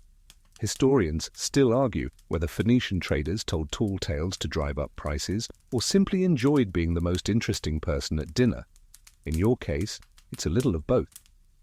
On your way back to the ship, a small boy tries to sell you a stone that definitely came from Zeus's bathtub. You don't buy it, but you admire the salesmanship. You load the wine, figs, and amphorae onto the deck. 1 tips, and Yaron dives to save it like a war hero. The crew applauds. The goat sneezes in disapproval. As the sun dips below Athens, casting long shadows over the marble buildings and shouting vendors, you breathe in the scent of honeyed air, fresh sea salt, and just a hint of something roasted on a spit nearby. Back on deck, you share fig paste with the crew and toast your new figurine. "To Captain Speedy," you say. "May he never sail upwind," Yaron adds. The stars appear, lazy and bright, scattered across the Aegean sky. You lean against the mast, eyes half closed, while the ship rocks gently beneath you. You're rich in cargo, tired in your bones, and vaguely suspicious that one of the donkeys has learned how to untie knots. But tonight, you let it go. Captain Speedy has the night watch. There's a ship behind you. You noticed it 3 leagues ago, just a sliver on the horizon at first. White sail, narrow build, keeping pace a little too comfortably. At first, you chalked it up to coincidence. After all, sea lanes are sea lanes. But then it tacked when you tacked, slowed when you slowed, drifted ever so slightly closer whenever you weren't looking. Now, as the sun hovers low and gold behind you, that ship is close enough to see the figures on board. You can make out movement. People, maybe 6 or 7, none waving, all business. Yaron joins you at the stern, chewing a fig and squinting into the sunlight. "They following us?" You nod. "They pirates?" You shrug. He tosses the fig pit into the sea. "If they are, I'm hiding behind the wine jars." Smart. You consider your cargo. Fig paste, Tyrian purple, fine glassware, all very stealable. Add in the amphorae of wine, the decorative Athenian pottery, and your usual chaotic charm, and you're pretty much a floating gift basket for sea bandits. You pick up a spyglass, a rather battered one, that you traded years ago for a jar of pickled squid, and focus on the mystery ship. The hull is sleek, the sail trimmed in red. Definitely not a merchant, or if they are, they're the sort who negotiate with swords. You call for the crew. The first mate tightens the sail rigging. 2 deckhands gather weapons, mostly decorative spears, and 1 very angry donkey. You reach for the tiny hedgehog figurine and tuck it in your belt, for luck. As the ship draws closer, something strange happens. Music. Not the deep, angry war drums you were bracing for, but actual music. Flutes, lutes, tambourines. A light, bouncing rhythm that makes your crew pause mid-panic and stare. Then you see them. Dancers. Men and women in bright silks, twirling ribbons, clapping, swaying on the deck of the other ship like it's festival day in Byblos. Someone throws confetti into the air. Someone else releases a dove. Yaron, mouth open, whispers, "What the... is this a floating theatre troupe?" You wave your arms cautiously. A man at the bow of the other ship responds by blowing kisses and doing a dramatic spin. The rest of the troupe cheers. Apparently, yes, you breathe out the tension you didn't know you were holding. As the ships draw alongside each other, their captain, a tanned, exuberant man wearing more jewelry than a Sidonian bride, calls out in flawless Phoenician, "Fear not, fellow wanderers. We are but humble performers on our way to Rhodes. We mistook your vessel for our patrons. Your sail is almost identical." You glance at your sail. It's plain beige, the color of linen that gave up. You stare back at them. "Your patron has, boring taste," he shrugs. "She's a minimalist." They offer you wine as an apology, which you accept. It's delicious and inexplicably fizzy. The dancers send over a small wooden box as a gift. Inside is a beautifully carved mask, half comedy, half tragedy. The kind of item that fetches a fortune at the right party or terrifies children at the wrong one. Yaron puts it on and immediately trips over a rope. "Still tragedy," you say. The 2 ships drift together for a while longer, swapping stories, jokes, and a few surprisingly heartfelt ballads about lost loves and bad figs. One of your deckhands falls for a dancer named Mira and briefly considers jumping ship. You talk him out of it by reminding him about the goats. Quirky fact, travelling troupes of performers were more common than people think in the ancient world, especially along Mediterranean trade routes. Some were musicians, some actors, some just storytellers with drums and charisma. A few may have doubled as spies, but hey, everyone had a side hustle back then. Historians still argue whether Phoenician traders viewed these performers as distractions or allies. You personally view them as a relief, especially compared to actual pirates. Before the troops part ways, they throw one final gift across the water, a painted scroll with your ship's likeness and the words "The Floating Merchant of Fortune" scrawled underneath. You bow theatrically, they bow back, and with one last twirl of silks and splash of oars, they're off, dancing into the golden dusk. As the light fades, your ship sails on in a sudden peaceful quiet. The crew seems lighter, even the goats behave, briefly. You tuck the comedy mask near Captain Speedy and lean on the railing, the warm sea breeze tousling your hair. The stars begin to appear, one by one. No pirates today, just a party you didn't expect, and a story you'll definitely exaggerate the next time you tell it in port. Ivory always feels heavier than it should, not in weight, though the tusks can be sizable, but in conscience. You've dealt in it before. It's beautiful, rare, and endlessly useful, carved into combs, cups, charms, even tiny elephant figurines with unsettlingly realistic toes. But every time you load it onto your ship, you think about the animal it once belonged to, or at the very least the men who risked everything to drag it through jungle and desert, just so some noblewoman in Carthage can brush her hair with a luxury toothbrush. You're anchored off the coast of what the locals call Hesperia, Libyan territory, rocky cliffs, sparse trees, and people who talk with their hands so expressively that one trader once bought a donkey by accident just through enthusiastic gesturing. Your contact is a wiry man named Tyre, who wears a leopard print sash with no hint of irony. He waves from a path above the beach, his caravan already unloading at the cliff's edge. The sun beats down like it's trying to win a competition, and your sandals are starting to take on the smell of regret.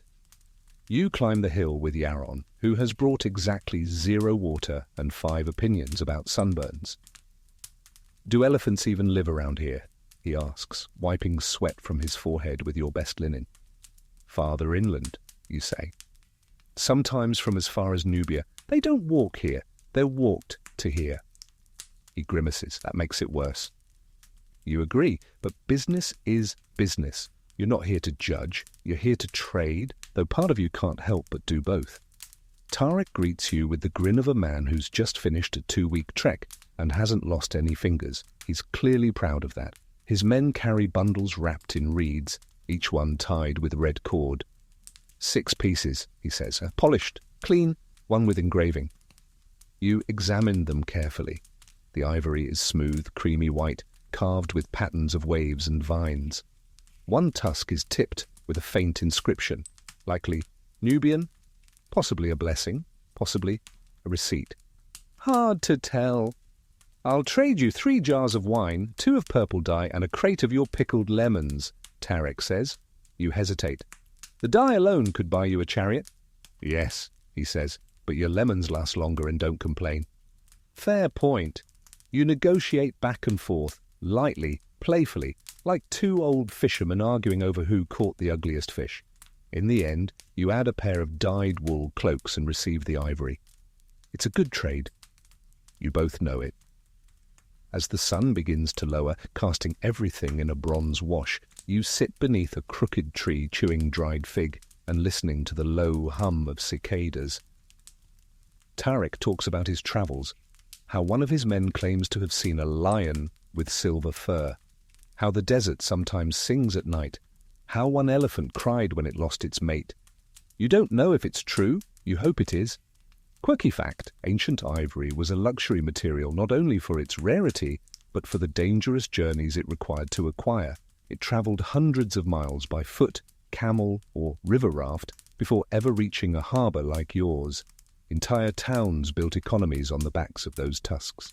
And sometimes the traders who carried them didn't make it back. Historians still argue whether Phoenician merchants like you fueled this trade out of necessity, luxury, or simple curiosity. You tell yourself it's all 3. But deep down, you know it's mostly profit. That's the uncomfortable truth of business. The more you understand it, the more you wonder who paid the real price. By nightfall, your ship is packed again. The ivory is stowed in padded crates, quiet, cold, and almost regal. The crew whispers about its value. Yaren looks at it like it's haunted. Do you think the elephants know? Probably, you say. They're smart. He pauses. Do you think they hate us? You look at the carved tusk, at the faint swirl of engraving, at the way it glows faintly under moonlight. I think, you reply slowly. They remember. The sea is still as you set sail. No wind, just the soft clunk of oars and the creak of wood. The stars reflect on the surface like silver shards, and in the hold below, 6 ivory tusks rest in silence, heavy, beautiful, and too quiet. You've been chasing a rumour, not a treasure map, not a prophecy, just a whisper, really, shared over wine by a toothless sailor in Tarsus, confirmed with a wink by a spice trader in Sidon, and hinted at by a goat seller who couldn't keep her dates straight, literally or chronologically. They all spoke of the same thing, a lost harbour on the Libyan coast, older than Carthage, buried beneath sand and time. Some say it was cursed, others say it was merely unlucky. A few swear it still exists if you know when to look, which you don't. But you're trying anyway. Your ship coasts along a barren stretch of coastline. No ports, no cities, just cliffs, dunes, and the occasional hawk circling like it knows something you don't. The crew is sceptical. Yaren has been muttering about ghost fish since sunrise. Even the donkeys are unusually quiet. You anchor in a calm cove and go ashore with a small party. 3 crew members, 1 donkey, and Captain Speedy the Hedgehog figurine, because it's become tradition now. The sand is thick and soft, the kind that tries to pull your sandals off like it's collecting feet. The wind is dry, sharp, full of tiny stinging grains. You walk inland, eyes peeled for ruins, stones, broken amphorae, anything that suggests people were once here.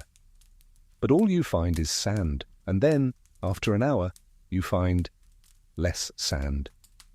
Just beneath a low ridge, a shallow dip in the dunes reveals faint outlines, rectangular stonework half swallowed by time, weathered but deliberate. You drop to your knees and brush away grit with your hands.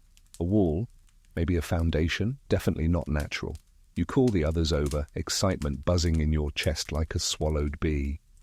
You find more stones, a column base, chunk of pottery etched with fish, a rusted bronze hook, a shard of greenish glass, smoothed by time. You think this is it? Yaron asks. You nod slowly. I think it was. Because there's no harbour here now, no ships, no docks, just remnants, ghosts of a port that once bustled, traded, sang, shouted, lived, and now nothing but silence and stories. You sit on a low stone and let your mind drift. Quirky fact, many ancient Phoenician ports along the North African coast have been lost to shifting sands, changing sea levels, and gradual abandonment. Some remain unidentified, their locations debated by scholars and argued over in sunlit libraries by men who've never touched a mast in their lives. Historians still argue whether these harbours were wiped out by invasions, climate change, or economic shifts. Some even suggest deliberate burial, ports hidden to protect them from enemies, swallowed by their own people, erased from maps by sand and silence. You stare at the broken foundation beneath your feet and wonder what stories were traded here, who sailed in, who never sailed out, and what whispered deals were made under moonlight and swaying lanterns. Yaren finds something wrapped in fabric, half-rotted, barely intact. You unroll it gently. Inside is a rusted bracelet, likely bronze, marked with a simple wave pattern. Not royal, not expensive, just worn. Beloved, maybe, lost. You don't take it. Instead, you rewrap it and bury it again. Some things don't want to be found. By twilight, you return to the ship, wind picking up behind you as if the land itself is urging you away. The crew doesn't ask questions. They just glance at your faces, read the quiet, and nod. As you raise anchor, the sky darkens into navy blue. The coastline vanishes behind you, featureless, mysterious, waiting for another curious soul in another 100 years. Yaren stands beside you, Captain Speedy, tucked into his belt, silent for once. You think we'll ever find one that's still there? He asks. You consider the question, watching stars blink into life overhead. No, you say, but I think they find us. He nods like that makes perfect sense, and maybe it does, because some harbours don't need ships anymore, just memories. You smell it before you hear it. A salty, fishy stench, thick enough to punch through the midday heat and slap you in the face with a wet, ancient hand. The kind of smell that announces itself long before the town's gates, long before the signs written in crooked Latin and broken Greek. Even the goats hesitate. Welcome to the Roman outpost you've been dreading, a coastal mud-brick settlement whose chief export is garum, fermented fish sauce, beloved by Rome, feared by nostrils everywhere.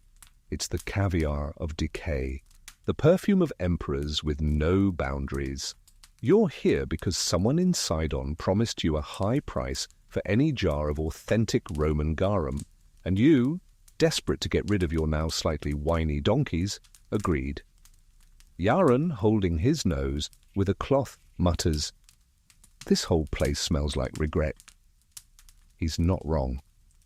You dock beside a splintered jetty, slick with fish guts and dried herbs. A Roman trader greets you immediately, well-groomed, bronzed, and wearing a tunic so short it's basically optimistic. He introduces himself as Gaius with all the confidence of someone who has never known a quiet moment. Ah, Phoenicians, the scent of ambition and bribes. You nod slowly. Speaking of bribes, do you still want that Sidonian dye? He waves a hand. Yes, in a moment. But first, let me show you our finest batch of garum, aged 6 months in sun-warmed barrels. It's been described as bold, complex, and once legally a biohazard. He takes you to his workshop, a hellish collection of open vats, bloated fish, rotting innards, and a smell so thick it deserves its own name. Your sandals squish with something you refuse to identify. Yaron turns green. "I want to go back to the ivory," he whispers. One of the workers stirs a barrel with a stick that looks suspiciously like it used to be a spear. He offers you a sample on a chunk of bread. You take it. You eat it. It is powerful, tangy, salty, sharp enough to cut through your dreams. You nod like someone who doesn't want to offend a man standing near multiple open vats of vengeance. You agree to take 4 amphorae. Gaius grins and says, "Excellent. Shall I throw in a 5th to make your ship hate you forever?" You decline, politely. He eyes your donkeys. "May I ask, are those included?" You blink. "You want to buy them?" "I want to give them to my cousin. She's marrying a man she hates. These seem like an appropriate dowry." "Deal." And just like that, the donkeys are gone. Your cargo hold gains 4 tightly sealed jars of elite Roman fish sauce, and your life becomes fractionally less chaotic, until the shouting begins. From behind the stall, another Roman, short, red-faced, smelling faintly of wine and extremely of fish, storms into view. He's holding a broken amphora and a very strong opinion. "You sold me spoiled garum," he screams at Gaius. "My mother fainted, my slaves wept, my dog left home." Gaius crosses his arms. "That wasn't mine, that was the other garum dealer, across the road." "You're the only one here." "Precisely." The argument escalates like a fire in a toga shop. Insults fly, accusations are made. At one point, someone throws a smoked eel. It misses, hits a fishmonger, who joins the fight purely out of tradition. You and Yaron back away, holding your sealed jars carefully. Quirky fact, garum, for all its horror, was a Roman delicacy. Its production involved fermenting fish guts in open vats for months, an olfactory nightmare. But it was treasured like gold. Rich Romans paid fortunes for the finest batches, while poor families made their own versions out of leftover anchovies and hope. Historians still argue whether garum's popularity was about flavor or just status. Was it truly delicious, or was it simply expensive enough to feel like it mattered? You load your amphorae on board with reverence and rope. Lots of rope. The crew is warned, touch them, and you sleep with the goats. You still don't tell them the goats are gone. As you cast off, you hear the sounds of continued fish-related combat behind you. Someone is shouting about dignity. Someone else is yelling, "My tunic smells like betrayal." Yaron exhales deeply. That was awful. You nod. But profitable. You sail away under a pink sky, the breeze blessedly blowing away from the jars. The sea is calm, the ship a little less crowded, and your hold a little smellier, but significantly more valuable. Tonight you dine on olives, bread and cheese, no fish sauce. Not yet. Maybe never. The jars sit in the corner of the hold like sleeping beasts.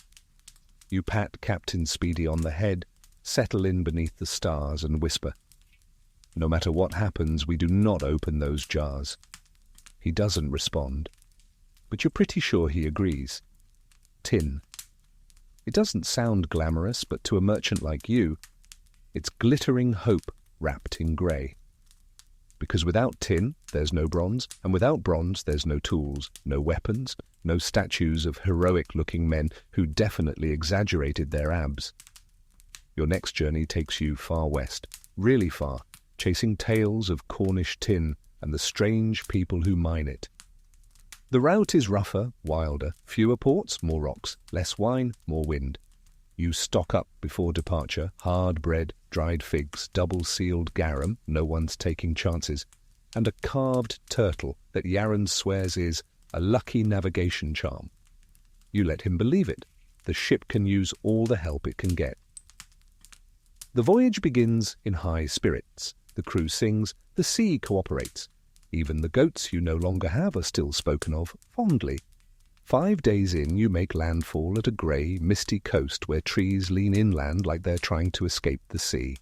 The settlement here is primitive compared to Tyre or Athens.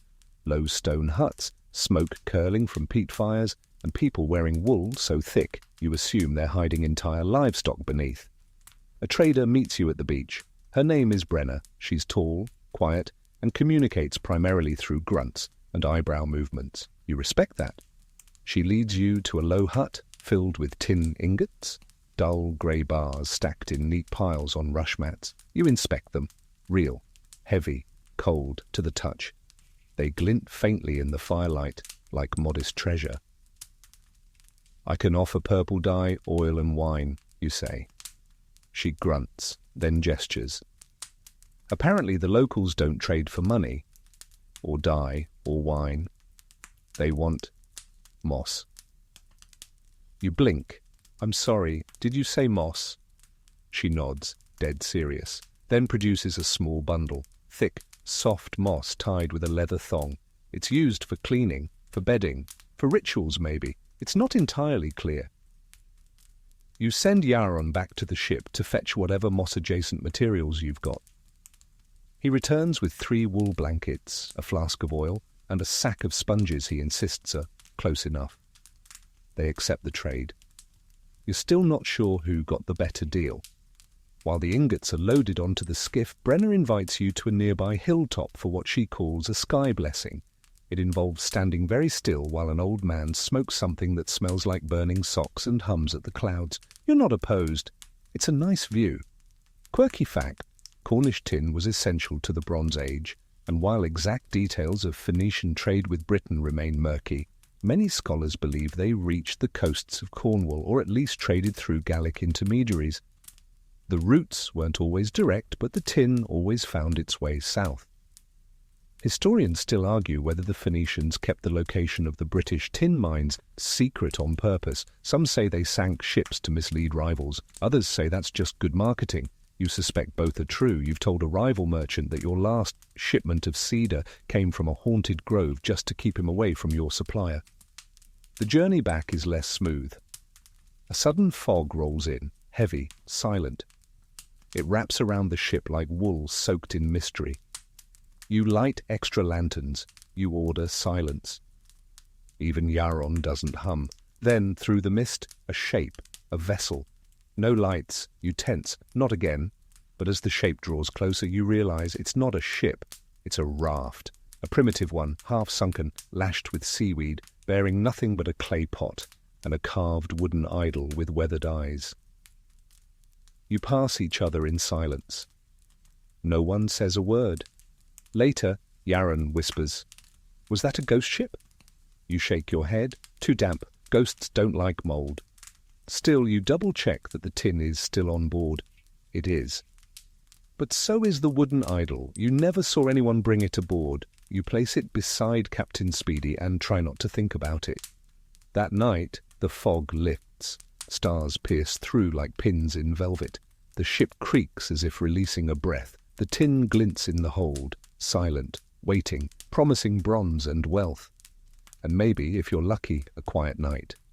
You wrap yourself in a blanket and drift into sleep, the sound of distant waves humming a lullaby no one remembers the words to. The fire dancers arrive at twilight. You didn't know what to expect from the Berber outpost, nestled in the dunes where the desert kisses the sea, but a full-blown festival wasn't on your list. You were hoping for salt, maybe some dried dates, and a place to sell your tin at a decent markup. Instead, you get drums, laughter, and a blur of flame that makes Yaron gasp loud enough to startle your first mate. You dock your ship near a crude jetty made from driftwood and ambition. There are no guards, just goats, dust, and the delicious smell of something being roasted slowly over an open flame. As you step ashore, barefoot children race past you, trailing strings of beads and smoke. The sun sinks low behind the dunes, painting the sky in tangerine and rust. A woman greets you at the edge of the settlement. She's tall, cloaked in indigo cloth that shimmers faintly, and her eyes are lined with cold so dramatic it could intimidate a mountain. "I'm Zaina," she says. "You're late." You blink. "Was I expected?" She shrugs. "Everyone's expected eventually." "Good enough." She leads you through the celebration. Drums beat in tight circles. Dancers spin barefoot in the sand, their movements sharp and liquid all at once, fire trailing from each hand like tame lightning. You try not to stare, but fail completely. One man balances a bowl of flames on his head while juggling oranges. Another breathes a plume of fire that makes the crowd cheer, and a camel sneeze. You finally reach Zaina's tent, a low structure of dyed cloth and animal hide, smelling of mint tea, smoke, and something vaguely magical. She offers you a cup of something warm and frothy. You sip it before asking what's in it. Bad move. Yaron tries it too, immediately hiccups, and then spends 10 minutes laughing at the floor. "Fermented goat's milk," Zaina says with a sly grin, "with herbs, possibly dreams." You believe her. Trade is brisk. She examines your tin ingots, runs her fingers over the dull grey surface, and nods once. "In return," she says, "I offer salt, and stories, and something else." She gestures toward a bundle wrapped in wool and bound with braided leather. You open it to find a carved bowl, ivory, shaped like a crescent moon, inlaid with lapis lazuli and copper flakes. It's too exquisite to be used, too personal to be made for trade. You look up at her. "This is worth more than tin." She nods. "It was my grandfather's. He said it belonged to a dream merchant." You raise an eyebrow. "Do I look like I trade in dreams?" Zaina chuckles. "Not yet." "But you collect strange things." She's not wrong. You accept the trade, tin for salt and the dreamer's bowl. She wraps it again and places it gently in your arms like a sleeping child. Quirky fact: fermented milk drinks were common across North Africa and were often infused with local herbs, some of which had mildly hallucinogenic properties. Whether used for healing, vision quests, or simply strong digestion, they were considered both food and medicine, and sometimes entertainment. Historians still argue whether Berber fire dancing had religious significance or was simply celebration. You suspect it's both. It feels older than language, more honest than trade. As the night deepens, the dancing grows wilder. Fire trails through the air in arcs and spirals. Drums become thunder. The stars seem closer, like they're leaning down to watch. Zaina sits beside you on a dune, sipping more of the dream milk, her eyes reflecting distant flames. "You know," she says, "some say the fire remembers." "Remembers what?" you ask. "Everything. Ships, names, trades, lies, love." You smile. "That's a lot for a flame." "It doesn't burn it all at once, just keeps it warm." Yaron dances barefoot with 2 children. He nearly steps in a stew pot but manages to twirl away in time. The crowd cheers. He bows dramatically. Captain Speedy remains safely in the tent, possibly napping. The night winds down with quiet laughter and the scent of cinnamon drifting over coals. You rest your head on a rolled cloak, the ivory bowl tucked beneath your arm, the salt barrels loaded and tied. The stars blink overhead. One streaks across the sky and disappears. You whisper a wish you don't say out loud because some things, like dreams, like fire, work better in silence. Your ship has never been elegant, but it has always been yours, or close enough. Technically, you inherited it from your uncle after he accidentally married a sea spirit, which is a long story involving moonlight, fermented melon, and a regrettable song. The point is, you've spent years sailing on this vessel, patching its hull, replacing its sails, and giving it exactly the kind of affectionate insults you'd never direct at a human, not unless you wanted to be slapped with a fish. Its name, the lucky worm. You didn't choose it. You simply didn't bother to change it. There's a theory among sailors that renaming a ship curses it forever. You don't believe in that sort of thing until it's storming, and then you believe in everything. Which brings us to the present moment. A storm. Not a melodramatic one with lightning bolts tearing the sky in half, but a moody, temperamental, annoying one, like the sea got out of bed wrong and decided to take it out on your hull. You saw it forming yesterday, you tried to outrun it, but the lucky worm isn't exactly a racing horse. The sails shudder, the wind has turned into a very loud toddler demanding attention, and the rain, well, let's just say you've developed gills. The deck is slick, crates have been lashed down, amphorae double-tied, and Captain Speedy has been relocated to a secure cubby inside a coiled rope nest, complete with rain hat, crafted by Yaren out of waxed cloth, and wishful thinking. You're at the helm, yelling into the wind, hair plastered to your forehead, hands numb on the tiller. The lucky worm groans like it's contemplating retirement.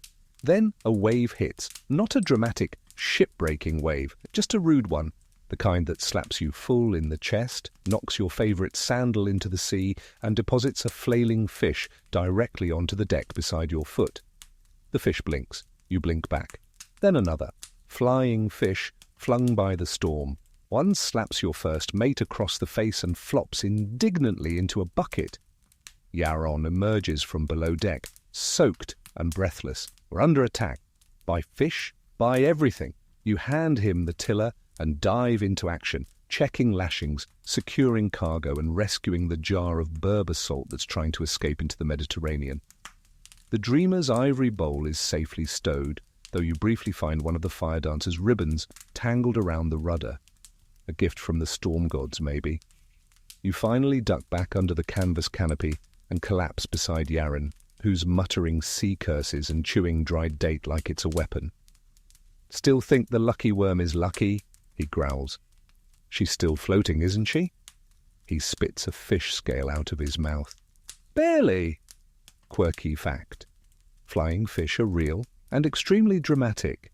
They don't actually fly, but they leap from the water and glide up to 200 meters using their wing-like fins. Some sailors believed they were omens, good or bad, depending on whether they smacked you in the face or not.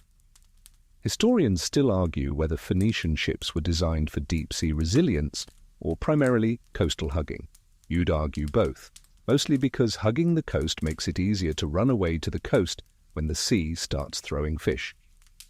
Eventually, the storm lets up, slowly, grudgingly, like a tired cat slinking back into the shadows. The clouds thin. The sky stretches into pale silver. The sea, still grumbling, calms. You emerge from the tangle of canvas, rope, and damp fabric to find your crew alive, wet, and beginning to laugh. You lost 2 crates of broken pottery, nothing valuable, 1 rope ladder, and half your patience, but you did gain approximately 7 airborne fish. 1 is currently stuck in the water barrel. Another has found a new home under a coil of sailcloth and refuses to leave. Yaren wrings out his tunic. "I never want to see another fish. You work on a boat." "I was young and full of hope." You sail onward under a patchy sky, the lucky worm limping forward like a dignified grandmother who slipped on her porch but refuses to talk about it. You take stock. Tin still dry, salt unspoiled, garum still sealed, praise the gods, dream bowl intact, Captain Speedy safe. The horizon glows again, the storm is behind you. And ahead? More stories, probably fewer fish, maybe. You dock just before dawn. The harbour is small, a curling bay framed by chalky cliffs and half-awake cypress trees that look like they stayed up too late arguing about poetry. The town itself is modest, sprawled lazily up the hill with smoke already coiling from clay chimneys.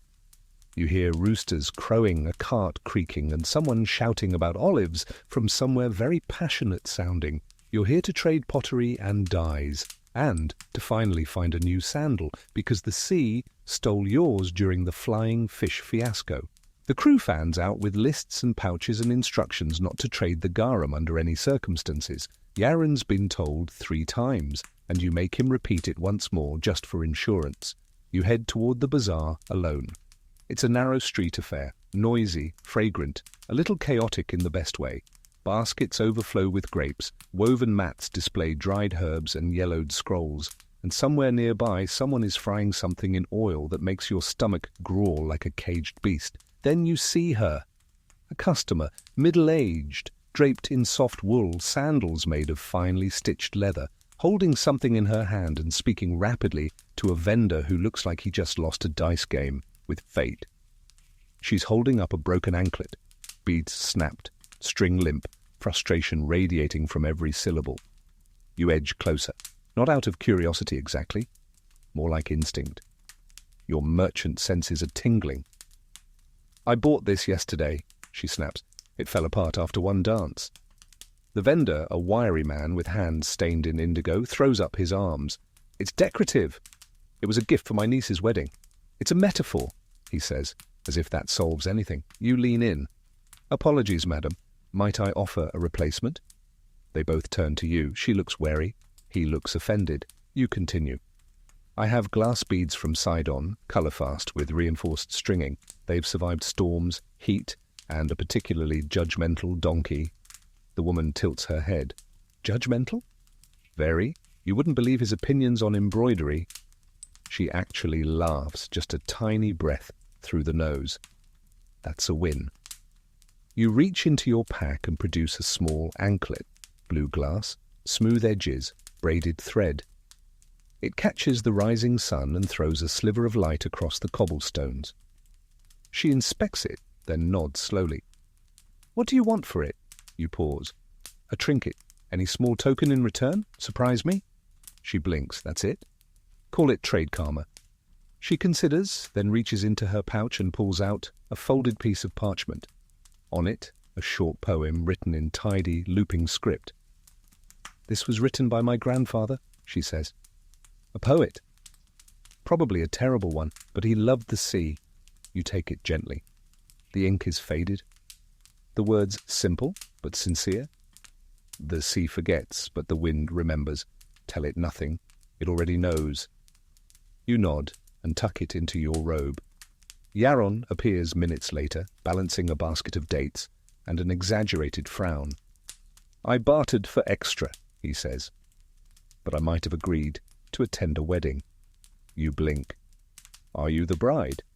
"Possibly. The goat's name is Leonidas." "Fair." You help him unload, keeping an eye on your more delicate cargo. The amphorae of garum are stable.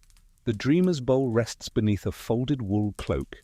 Captain Speedy has acquired a small seashell crown, courtesy of one of the crew. Quirky fact, Phoenician glass beads were prized across the Mediterranean, not just for beauty, but for durability. Some were strung into amulets believed to ward off illness, misfortune, or in-laws. Probably. Historians still argue whether Phoenician merchants used beads as mere goods or tokens of diplomacy. You think they were both gifts that spoke when words failed. That afternoon, you relax on the deck, chewing on a fig, rereading the poem. The wind toys with the parchment, flapping it gently, like it's trying to memorize the lines. Yaron plops down beside you.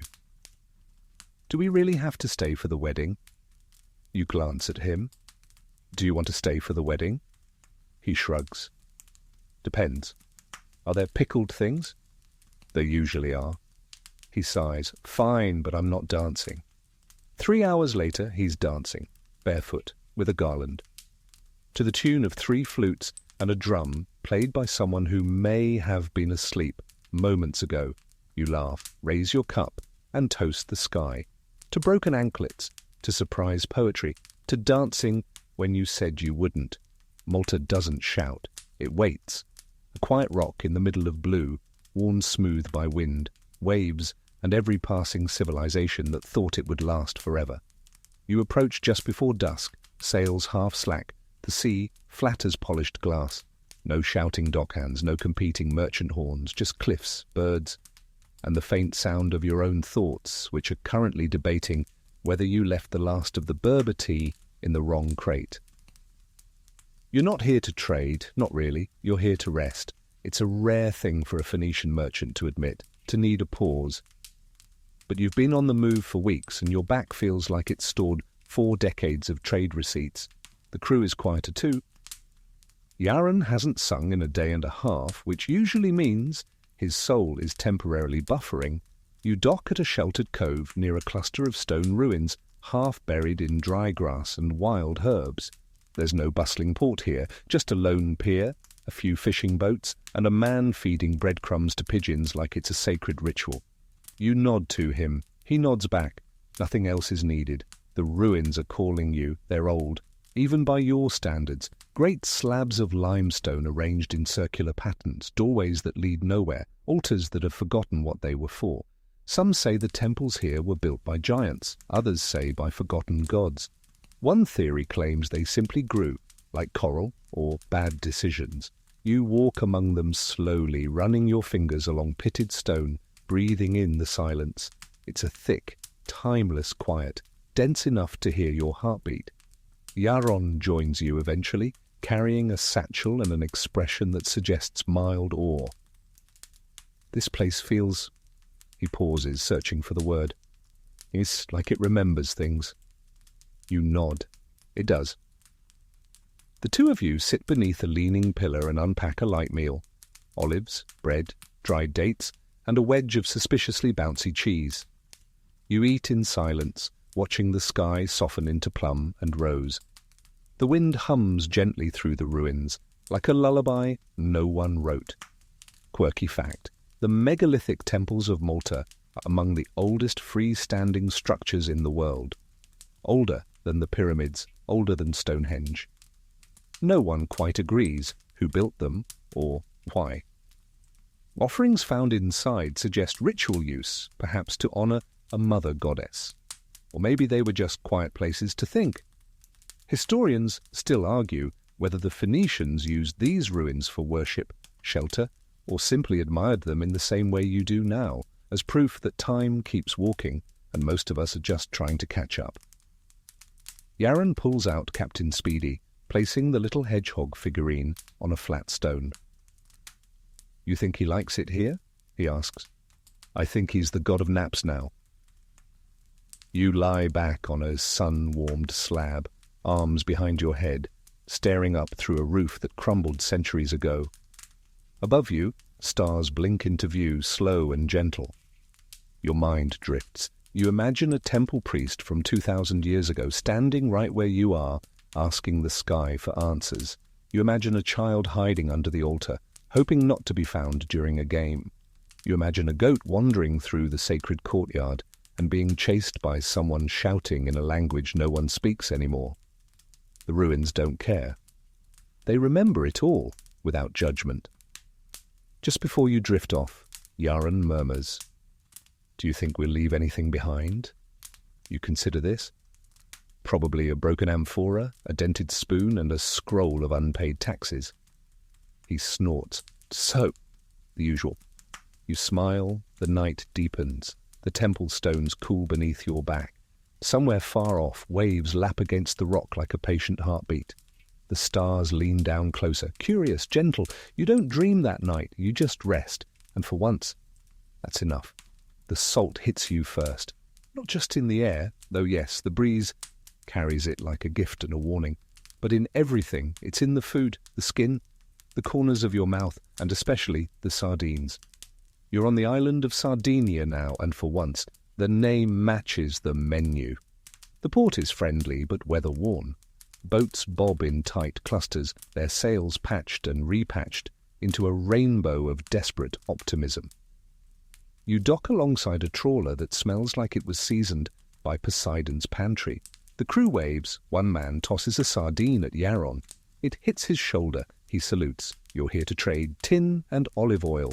In return, you've been promised barrels of preserved fish, lumps of sea salt, and, possibly, a legendary singing stone that no one has exactly seen, but everyone swears exists. The dockmaster, a sunburned woman with the voice of gravel and wind, meets you as you step off. You're late. You glance up at the sun. We're all so early for tomorrow. She grins. Fair. You exchange goods quickly. Salt, fish, dried herbs, packed in thick linen and tied with dyed cord. The salt alone is worth its weight in tiny, barbed rumours. This stuff doesn't just flavour stew, it preserves meat, trade routes and marriages. You load 6 barrels, praying none crack open mid-sail again. Last time your ship reeked of fish brine for a month, and one deckhand started dreaming in gills.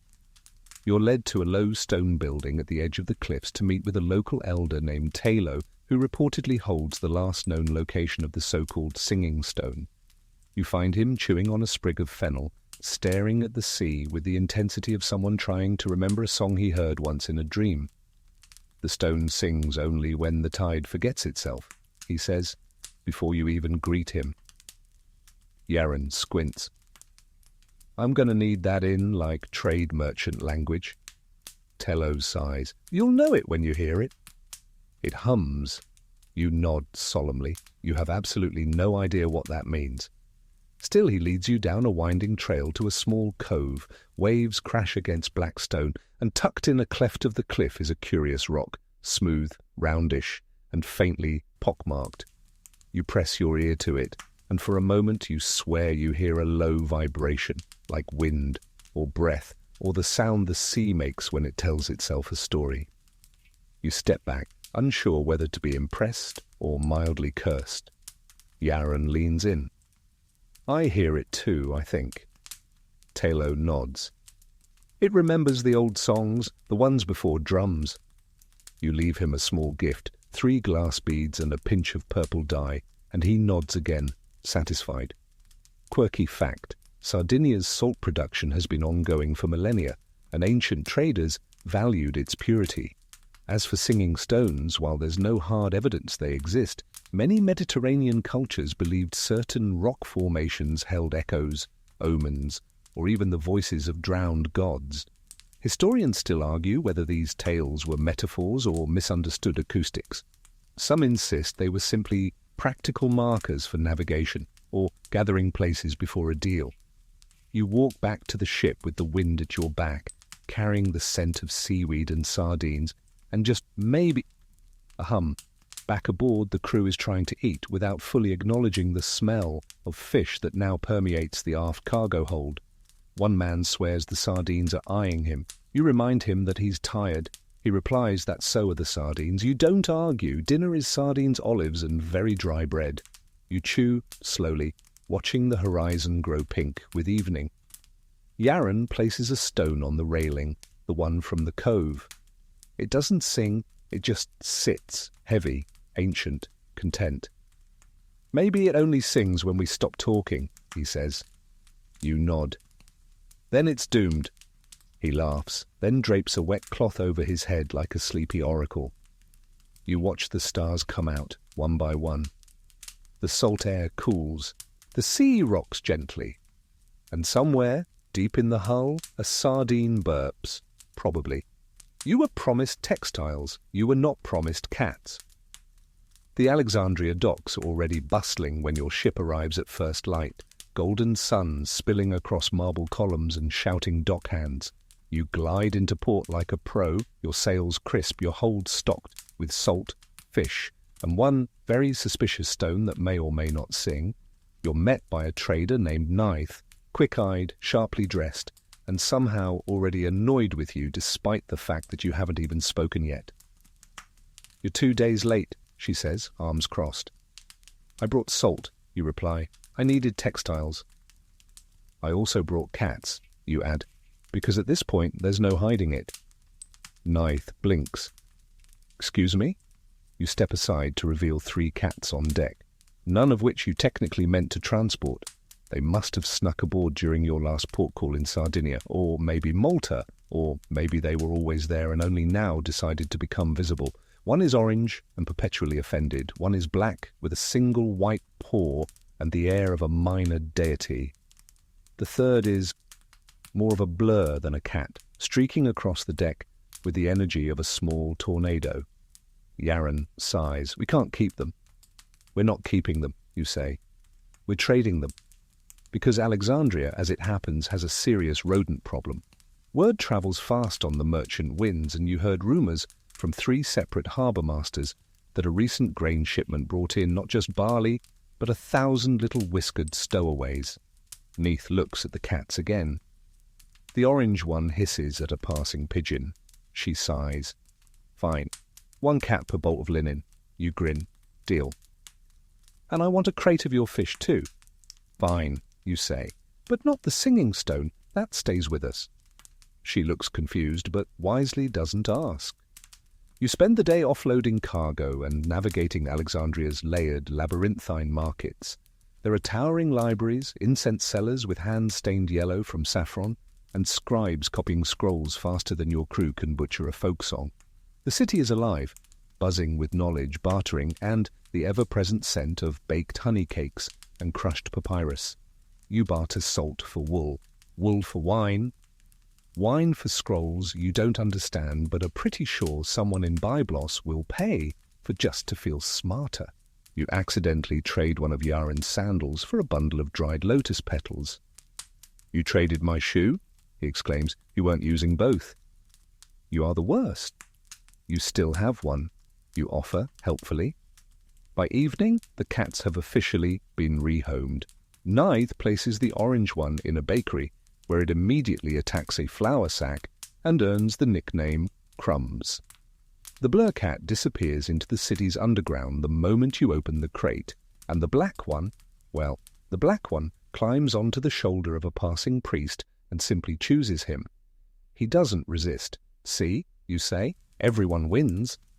Quirky fact, cats were revered in ancient Egypt, not just for pest control, but as sacred animals associated with Bastet, the goddess of home, protection, and music. Killing a cat, even accidentally, was a punishable offense. Some cats even had funerals with mummification and mourning rituals. Historians still argue whether the Phoenicians adopted these customs or merely capitalized on them. You suspect both. A good merchant knows when to respect tradition and when to monetize it. That night, back on the ship, you rest beside a barrel of linen and a half-eaten honey cake. Yaron leans against the mast, barefoot, still, holding a scroll titled "On the Wind's Memory" in the original Greek. "You think the cats will be okay?" he asks. "They're Egyptian now," you reply. "They'll rule within the week." You sip from a clay cup of fermented date wine and watch the moon rise over Alexandria's silhouette. The lighthouse glows in the distance, a single eye watching the sea. Captain Speedy, placed beside your sleeping mat, leans against the singing stone like he's posing for a monument.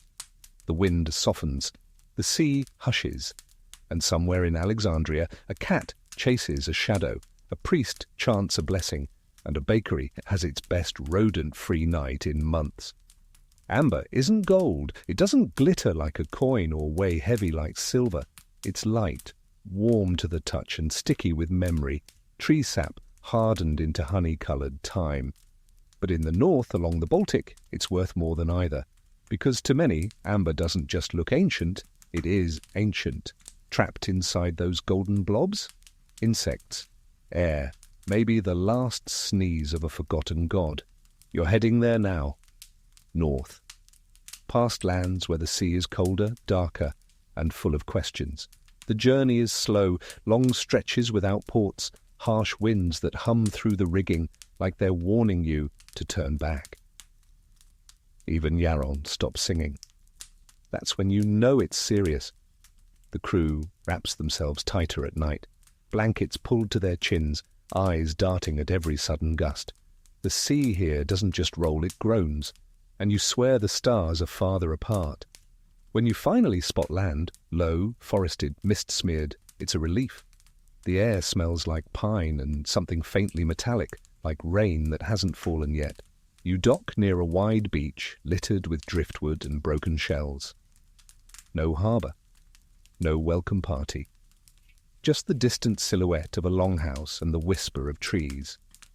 A guide meets you, tall, broad, cloaked in furs and quiet menace. His name is Ivars. He speaks only in short phrases, punctuated by squints. You follow him inland, through thick woods, across damp moss, past stones etched with curling marks you don't recognize. The sky stays grey, the birds are silent. You don't ask where you're going, you just walk. Eventually you reach a clearing, a market of sorts, dozens of small shelters made of sticks, hides and tar. Traders wrapped in wolf pelts barter for antlers, bone tools, smoked fish, and amber, so much amber, in bowls, in satchels, hung from ropes like soft sunlight. You bring out your goods, dyed linens, salt, glass beads, and a tiny ivory carving of a lion that Yaron swears is lucky. Ivars examines everything, then selects only 2 items, a length of deep purple cloth and a tiny tin mirror. You nod. Fair trade for 3 lumps of amber, 1 raw, 1 polished, and 1 shaped into the form of a fish. He hands you the last one with something that might be a smile. You tuck the amber away carefully. Even now you can feel its pull. Not valuable because of shine, but because of story.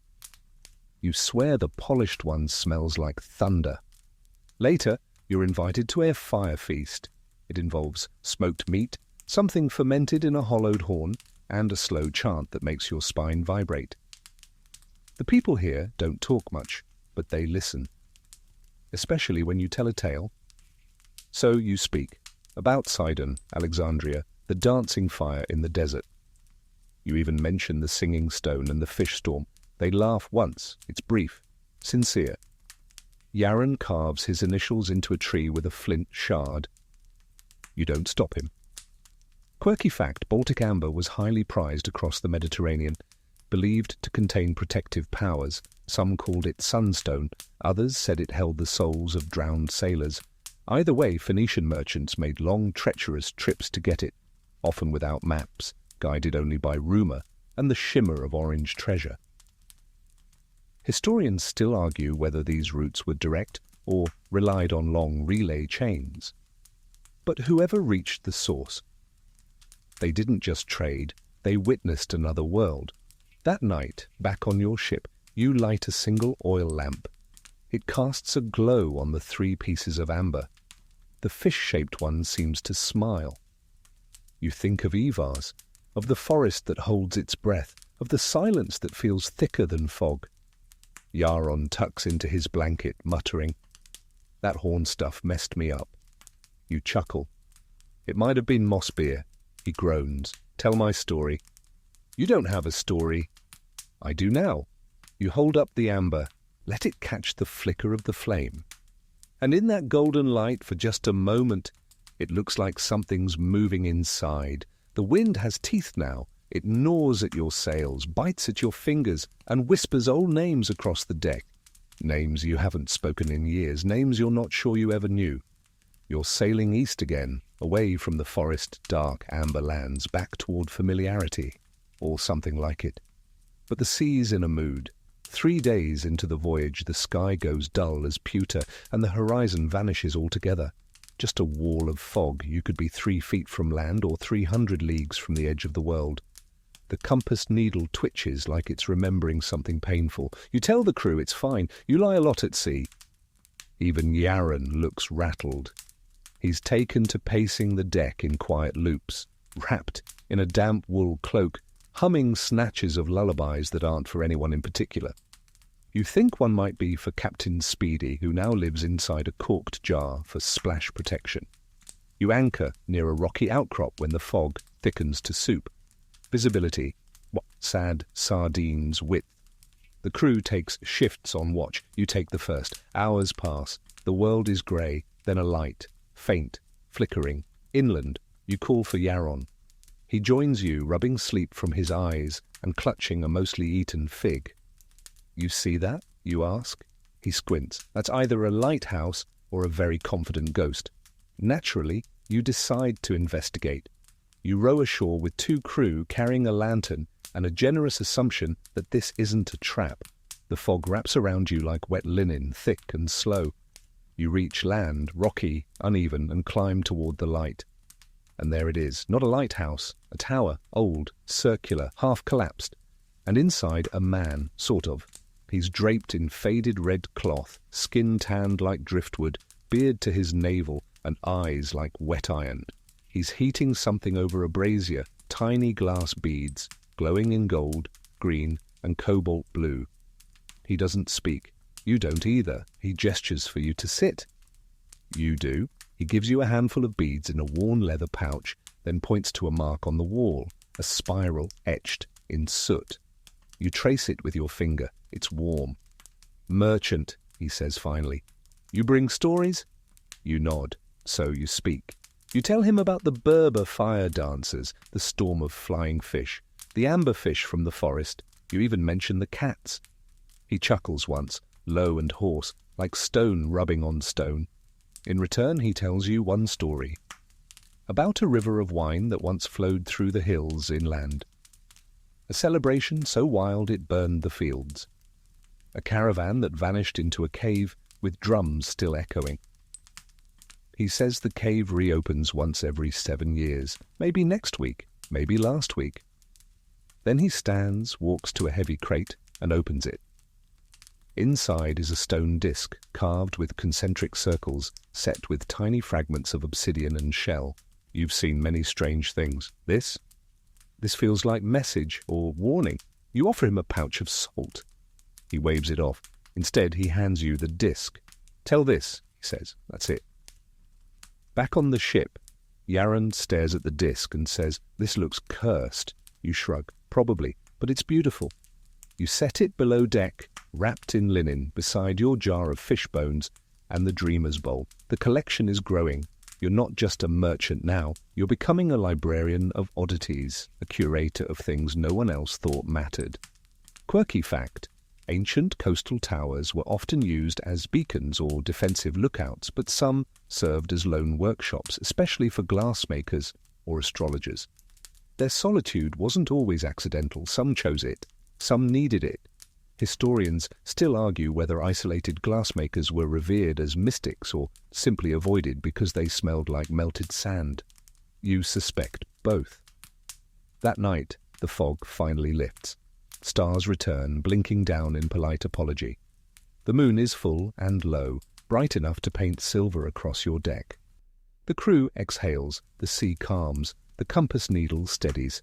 Yaron leans beside you. That tower guy, you think he's the last of something? You nod. And maybe the first of something else. He hums thoughtfully. You both fall quiet.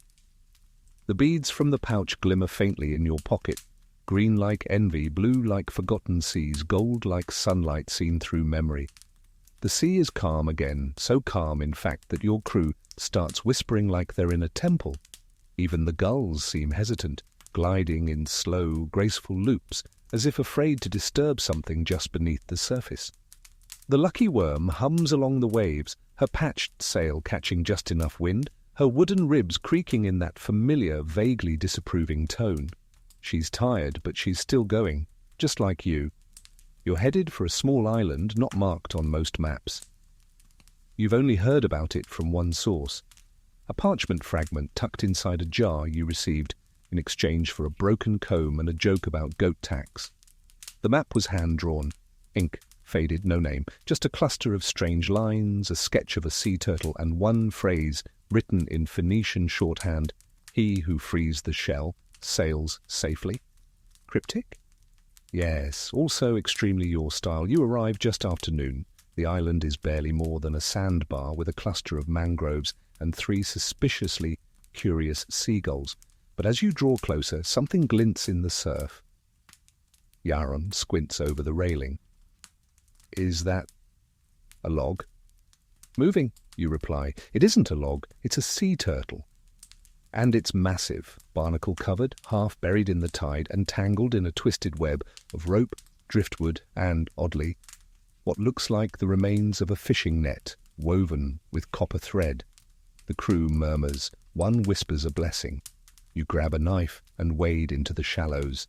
The turtle watches you with eyes like wet, ancient glass. You've met merchants less expressive. It doesn't resist as you cut away the netting, doesn't flinch as you peel off the copper strands. You take your time, work gently. By the end, your arms ache and your legs are soaked, but the turtle is free. It paddles in place for a moment, then glides forward with unexpected grace, vanishing beneath the surface like a sigh. You turn back toward the ship, only to find the shoreline different. There's a man waiting there now, older, skin like sun-aged bark, barefoot with a shell pendant hanging from his neck. You helped her, he says. You nod. She'll remember. You blink. The turtle? He smiles, crooked. They talk, if you listen. He leads you to a narrow trail that wasn't there a moment ago. It winds through the trees into a small clearing where 5 people sit in a circle around a fire made of slow-burning herbs and driftwood. They don't look up, they just gesture for you to sit. You do. They speak slowly, rhythmically. Their language is strange, full of long syllables and soft consonants, but you catch phrases, shell-keepers, tide-pact. The pact must be honoured.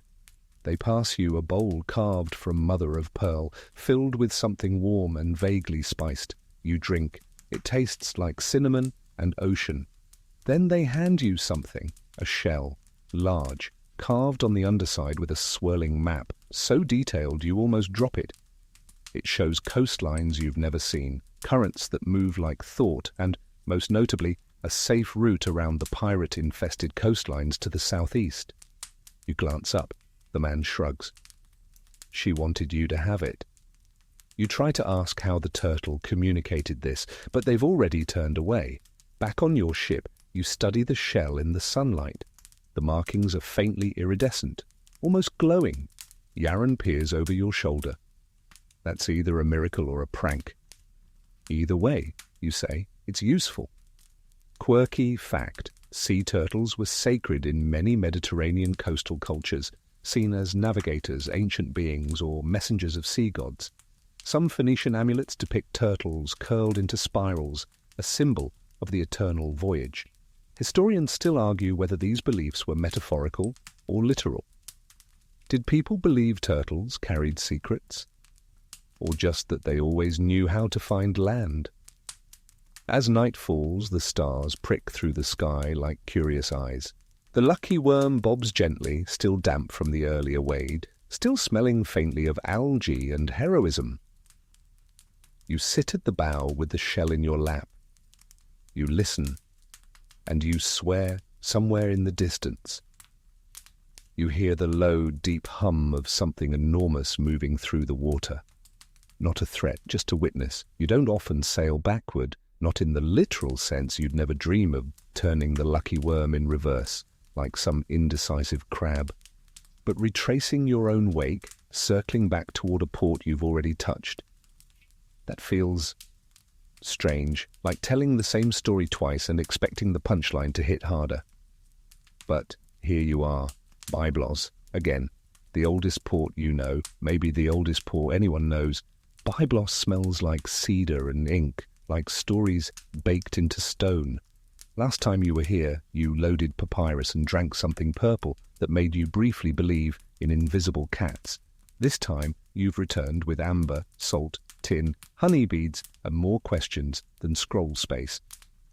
Also, you're here for one specific person. Her name is Talia, scribe, mapmaker, part-time weaver of trade gossip, and your oldest friend, if by friend we mean person, who once helped you fake your own name in a customs ledger and then charged you 2 coins for the favor.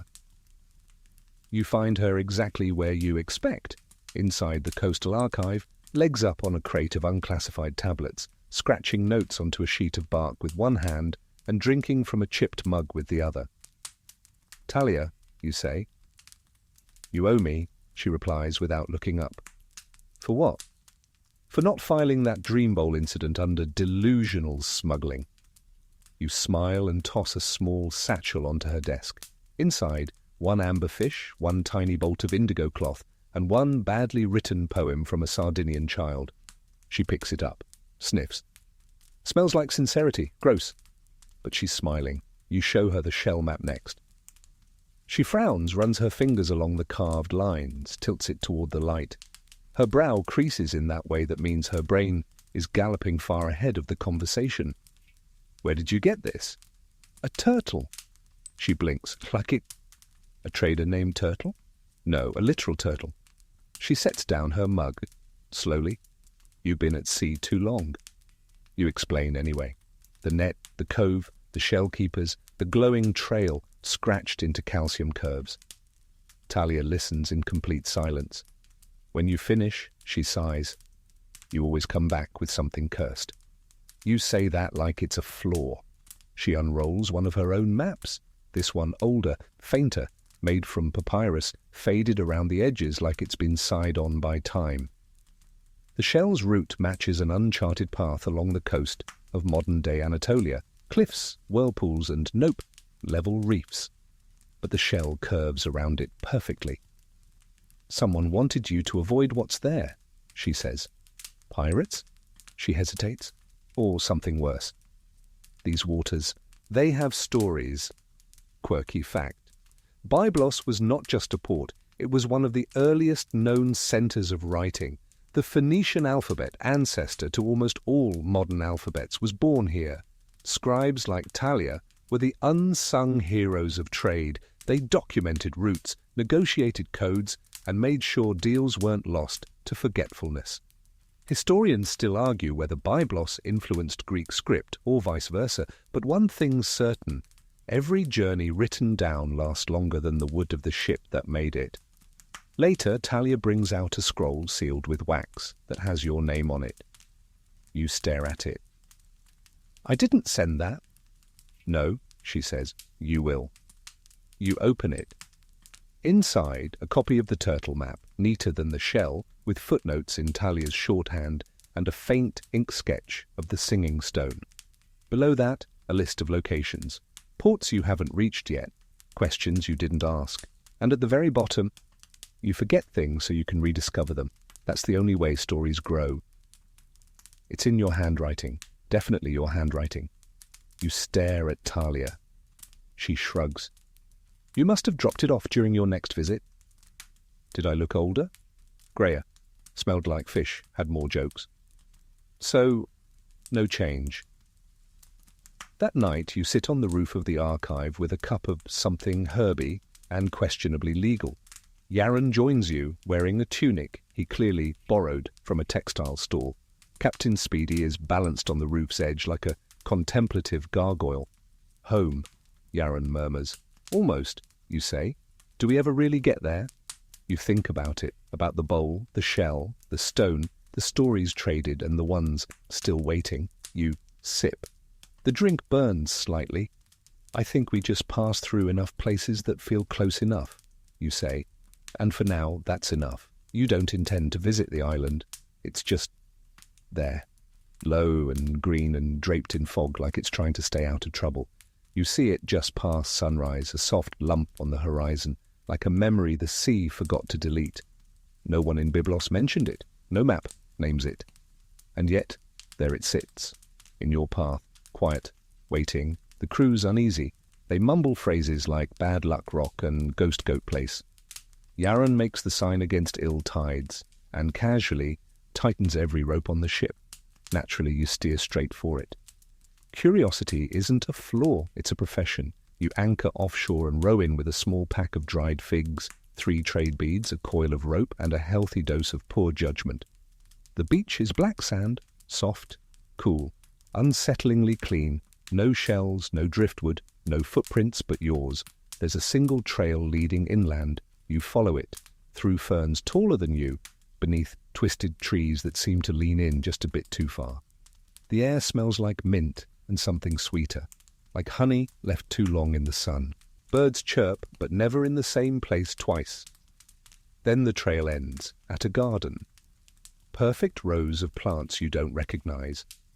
Blue flowers that blink open when you approach. Vines that hum, not in your ears, but in your teeth. In the middle of it all, a woman. She's kneeling beside a moss-covered basin, humming to herself as she drops something into the water. A root, a stone, a regret. You cough politely. She looks up. "Merchant," she says, like she's been expecting you. "You're late." "I got distracted by a turtle," you offer. She nods. Acceptable. You sit. She pours you a cup of something green and warm. Tastes like clover and thunder. "You've brought a story," she says. You nod. Then you speak. You talk of the fish storm, the pirate island, the dreamer's bowl, the amber forest, the stone that hums. She listens, eyes closed, hands still moving, grinding petals, stirring smoke, weaving something from grass and ash. When you finish, she hands you a small pouch. "What is it?" you ask. She shrugs. "Memory, yours, someone else's, you'll know when it's time." She gestures toward the basin. You peer inside. Your reflection stares back, older maybe, tired in a different way, but smiling. Behind you, faces, people you've traded with, laughed with, lied to, forgiven, a whole fleet of memory. When you blink, it's gone. She stands. "You should go, this place doesn't like to be remembered." You leave the pouch unopened. You row back in silence. The crew is relieved to see you. Yaren examines the pouch, sniffs it, declares it extremely witchy. You nod. That tracks. Quirky fact. Ancient seafarers often spoke of phantom islands, places that appeared only under certain winds or stars. Some believed they were the homes of sea spirits or forgotten gods. Others swore they were just illusions caused by light, fog, or wishful thinking. Historians still argue whether any of them were real, or whether the stories themselves were the point. After all, a map with no mystery is just paper. That night, you sleep with the pouch beside your head. Just before dreaming, you hear the vines again, humming, softly, not threatening, just reminding. The southern waters greet you with heat, not the gentle warmth of the Levant or the kiss of a Mediterranean breeze, but a thick, wet, full-body sauna of heat. It clings, it soaks, it seeps into your clothes, your eyebrows, your bones. Even the deck of the Lucky Worm feels like it's sweating. The air smells of cinnamon, roasted grain, and faint, persistent mystery. You're in sight of Punt, or what might be Punt, because here's the thing. No one really agrees where it is. Some say the Horn of Africa, others claim southern Arabia. Some maps place it beyond the frankincense hills, which is about as useful as saying it's next to the moon. But wherever it lies, you've followed every whisper, rumour, and honey-smeared trade clue to arrive here. And it smells right. You dock near a river estuary where locals are hauling baskets of resinous gold, frankincense and myrrh glistening in the sun like hardened tears. The people here are graceful, quiet, and strong. They wear linen and beads, and their jewelry makes music when they move. One man, tall and smiling, walks up and says simply, "We knew you'd come." You blink. "Did someone send word?" "No," he says. "You're late." "They all said you'd be late." Yaren leans in. "This place is creepy. I love it." You're welcomed, without question, given palm wine, sweet flatbread, and a shady place to sit. No bartering yet, just warmth. Like the trade itself isn't the point, but the story that brought you here is. You ask about the resins. They nod and tell you the trees bleed on purpose. They're not harmed, they weep for the heat, and in doing so they heal. Resin is pain made useful. You try not to look too introspective at that. You offer salt and wool and the amberfish. The last one draws gasps. They accept. And in return they bring you something unexpected, a feather, large, deep violet, shot through with iridescent blue, from a bird you don't recognize. It fell during the moon storm, a woman explains. You nod like that's a normal thing. Yaron whispers, "Moon? Storm? I don't want to know," you reply, meaning you desperately want to know. Quirky fact, the land of Punt appears in ancient Egyptian records as a semi-mythical place filled with incense, gold, exotic animals and divine landscapes. Egyptians sent ships there, returned with baboons and myrrh, and carved the story into stone, literally. But where it was remains one of history's most fragrant mysteries. Historians still argue whether Punt was a single location or a shifting network of trade regions. You're beginning to suspect it's more of a feeling than a place, a compass pointed at wonder. That evening you're invited to a ceremony. Not a loud one. A quiet kind. Around a fire ringed with resin stones, where smoke curls upward like forgotten wishes. The locals chant softly, words that rise and fall like the tide. You're handed a bowl carved from baobab wood, filled with resin-infused water. It smells like thunder and cinnamon. You sip. Everything slows. You don't hallucinate. You just remember better. Faces, deals, all the things you thought you'd forgotten. That sailor in Tyre with the chipped tooth, the blind dog in Gades who used to bark at ships, the soft red dye that bled into your favourite robe. You remember the things you never wrote down. And when you look across the fire, you see the others remembering too. Yaron's eyes are glassy. He's whispering to the cup in his hands. Captain Speedy is in his lap, balanced like a priest. The next morning, you feel lighter, like something left you in the night, not stolen, just returned. You depart with bundles of resin, 2 papyrus rolls of unknown age, and a handful of violet feathers. As the lucky worm eases back into the current, the locals wave once, then disappear into the trees. No goodbyes, just a breeze that smells like perfume and prophecy. You're not entirely sure what day it is. That's not unusual. On long voyages, time blurs. But this feels different, like the world has tilted slightly and forgotten to tell anyone. The stars don't line up quite where they used to, and the sea has started singing, not in waves or wind, but in rhythm. A slow pulse beneath the boat, like a heartbeat muffled through centuries. You're sailing west now toward the Pillars of Hercules. Or, as Yaron dramatically calls them, the big fancy gates of probably doom. He's not wrong. The Strait of Gibraltar is legendary among sailors, a narrow funnel between lands and gods, a place where the Mediterranean pours itself into the Atlantic like a secret, finally whispered aloud. You've heard the tales. Monsters, maelstroms, ships swallowed whole, maps that curl at the edge. But here's the thing, you've already seen too much to not believe, so naturally you sail in. The air grows cooler as you approach. The wind shifts from sultry to sharp, brushing against your cheeks like a warning or an invitation. The coastline rises into jagged teeth on either side, one peak in Iberia, the other in North Africa. Those are the pillars, towering, timeless, and definitely judging you. You pass between them just after dawn. Nothing explodes, but everything changes. The sea smells different, saltier, deeper, older. The waves roll broader, and the air no longer feels confined. There's no ceiling, just sky. You are officially beyond. The first island you reach is small and green, with red cliffs that look like someone carved them with a hot spoon. You drop anchor and go ashore, looking for fresh water and maybe a place to stretch the knees that haven't bent naturally in 3 days. Instead, you find carvings. Deep ones. Spirals. Grids. Shapes like stars and eyes, and something that might be a dancing goat. Yaron stares. We just discovered a cult, didn't we? Let's hope it's one of the peaceful goat cults, you say. Further inland, you find a stone altar, smooth and low, surrounded by small, stacked towers of pebbles. Some are painted, some wrapped in dried grass. One has feathers tucked beneath it. Not violet ones. New ones. Unknown.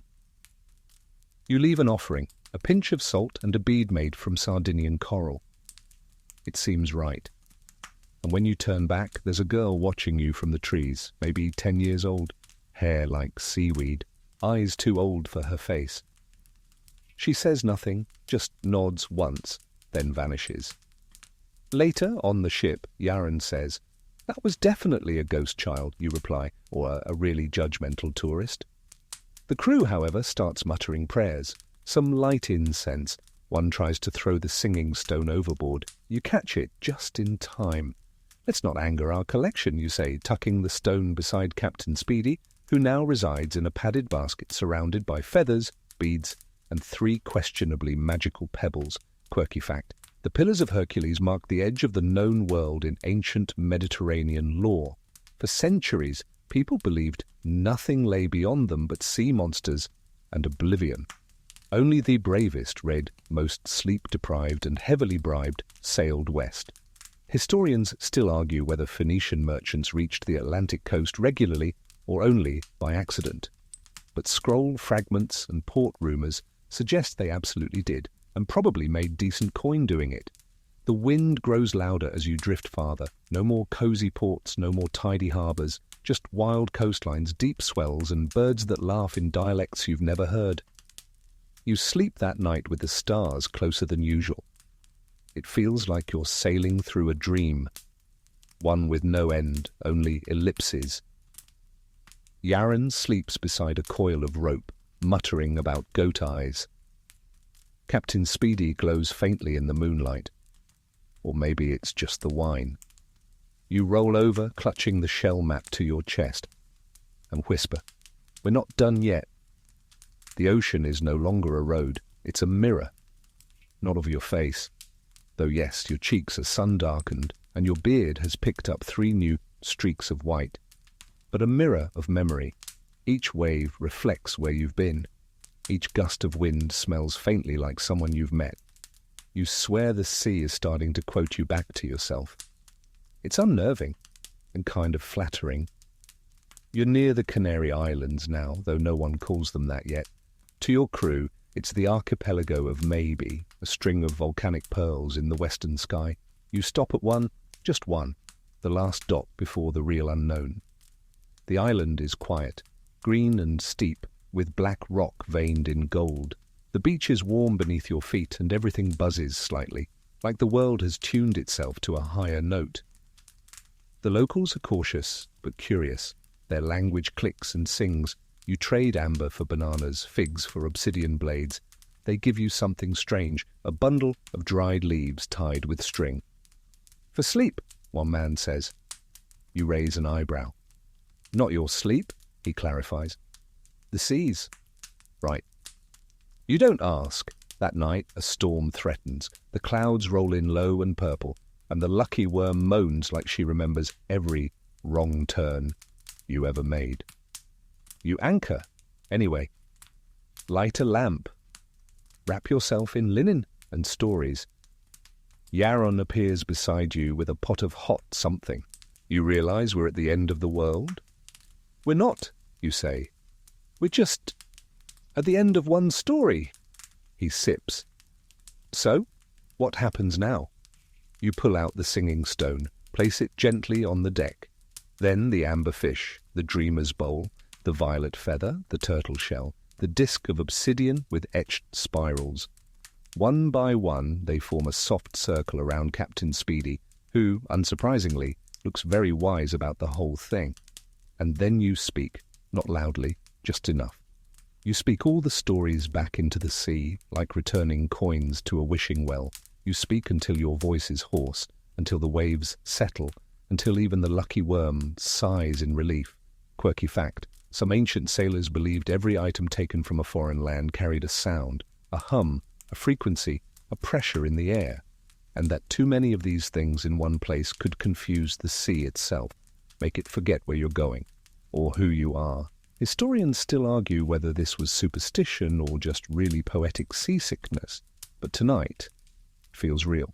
You sleep and dream of Sidon, of salt and papyrus and the first bead you ever traded, of a boy in sandals too big asking a ship's captain, "Can I come too?" and hearing, "Only if you carry the sardines." You wake with tears on your face, not sad ones, just old ones.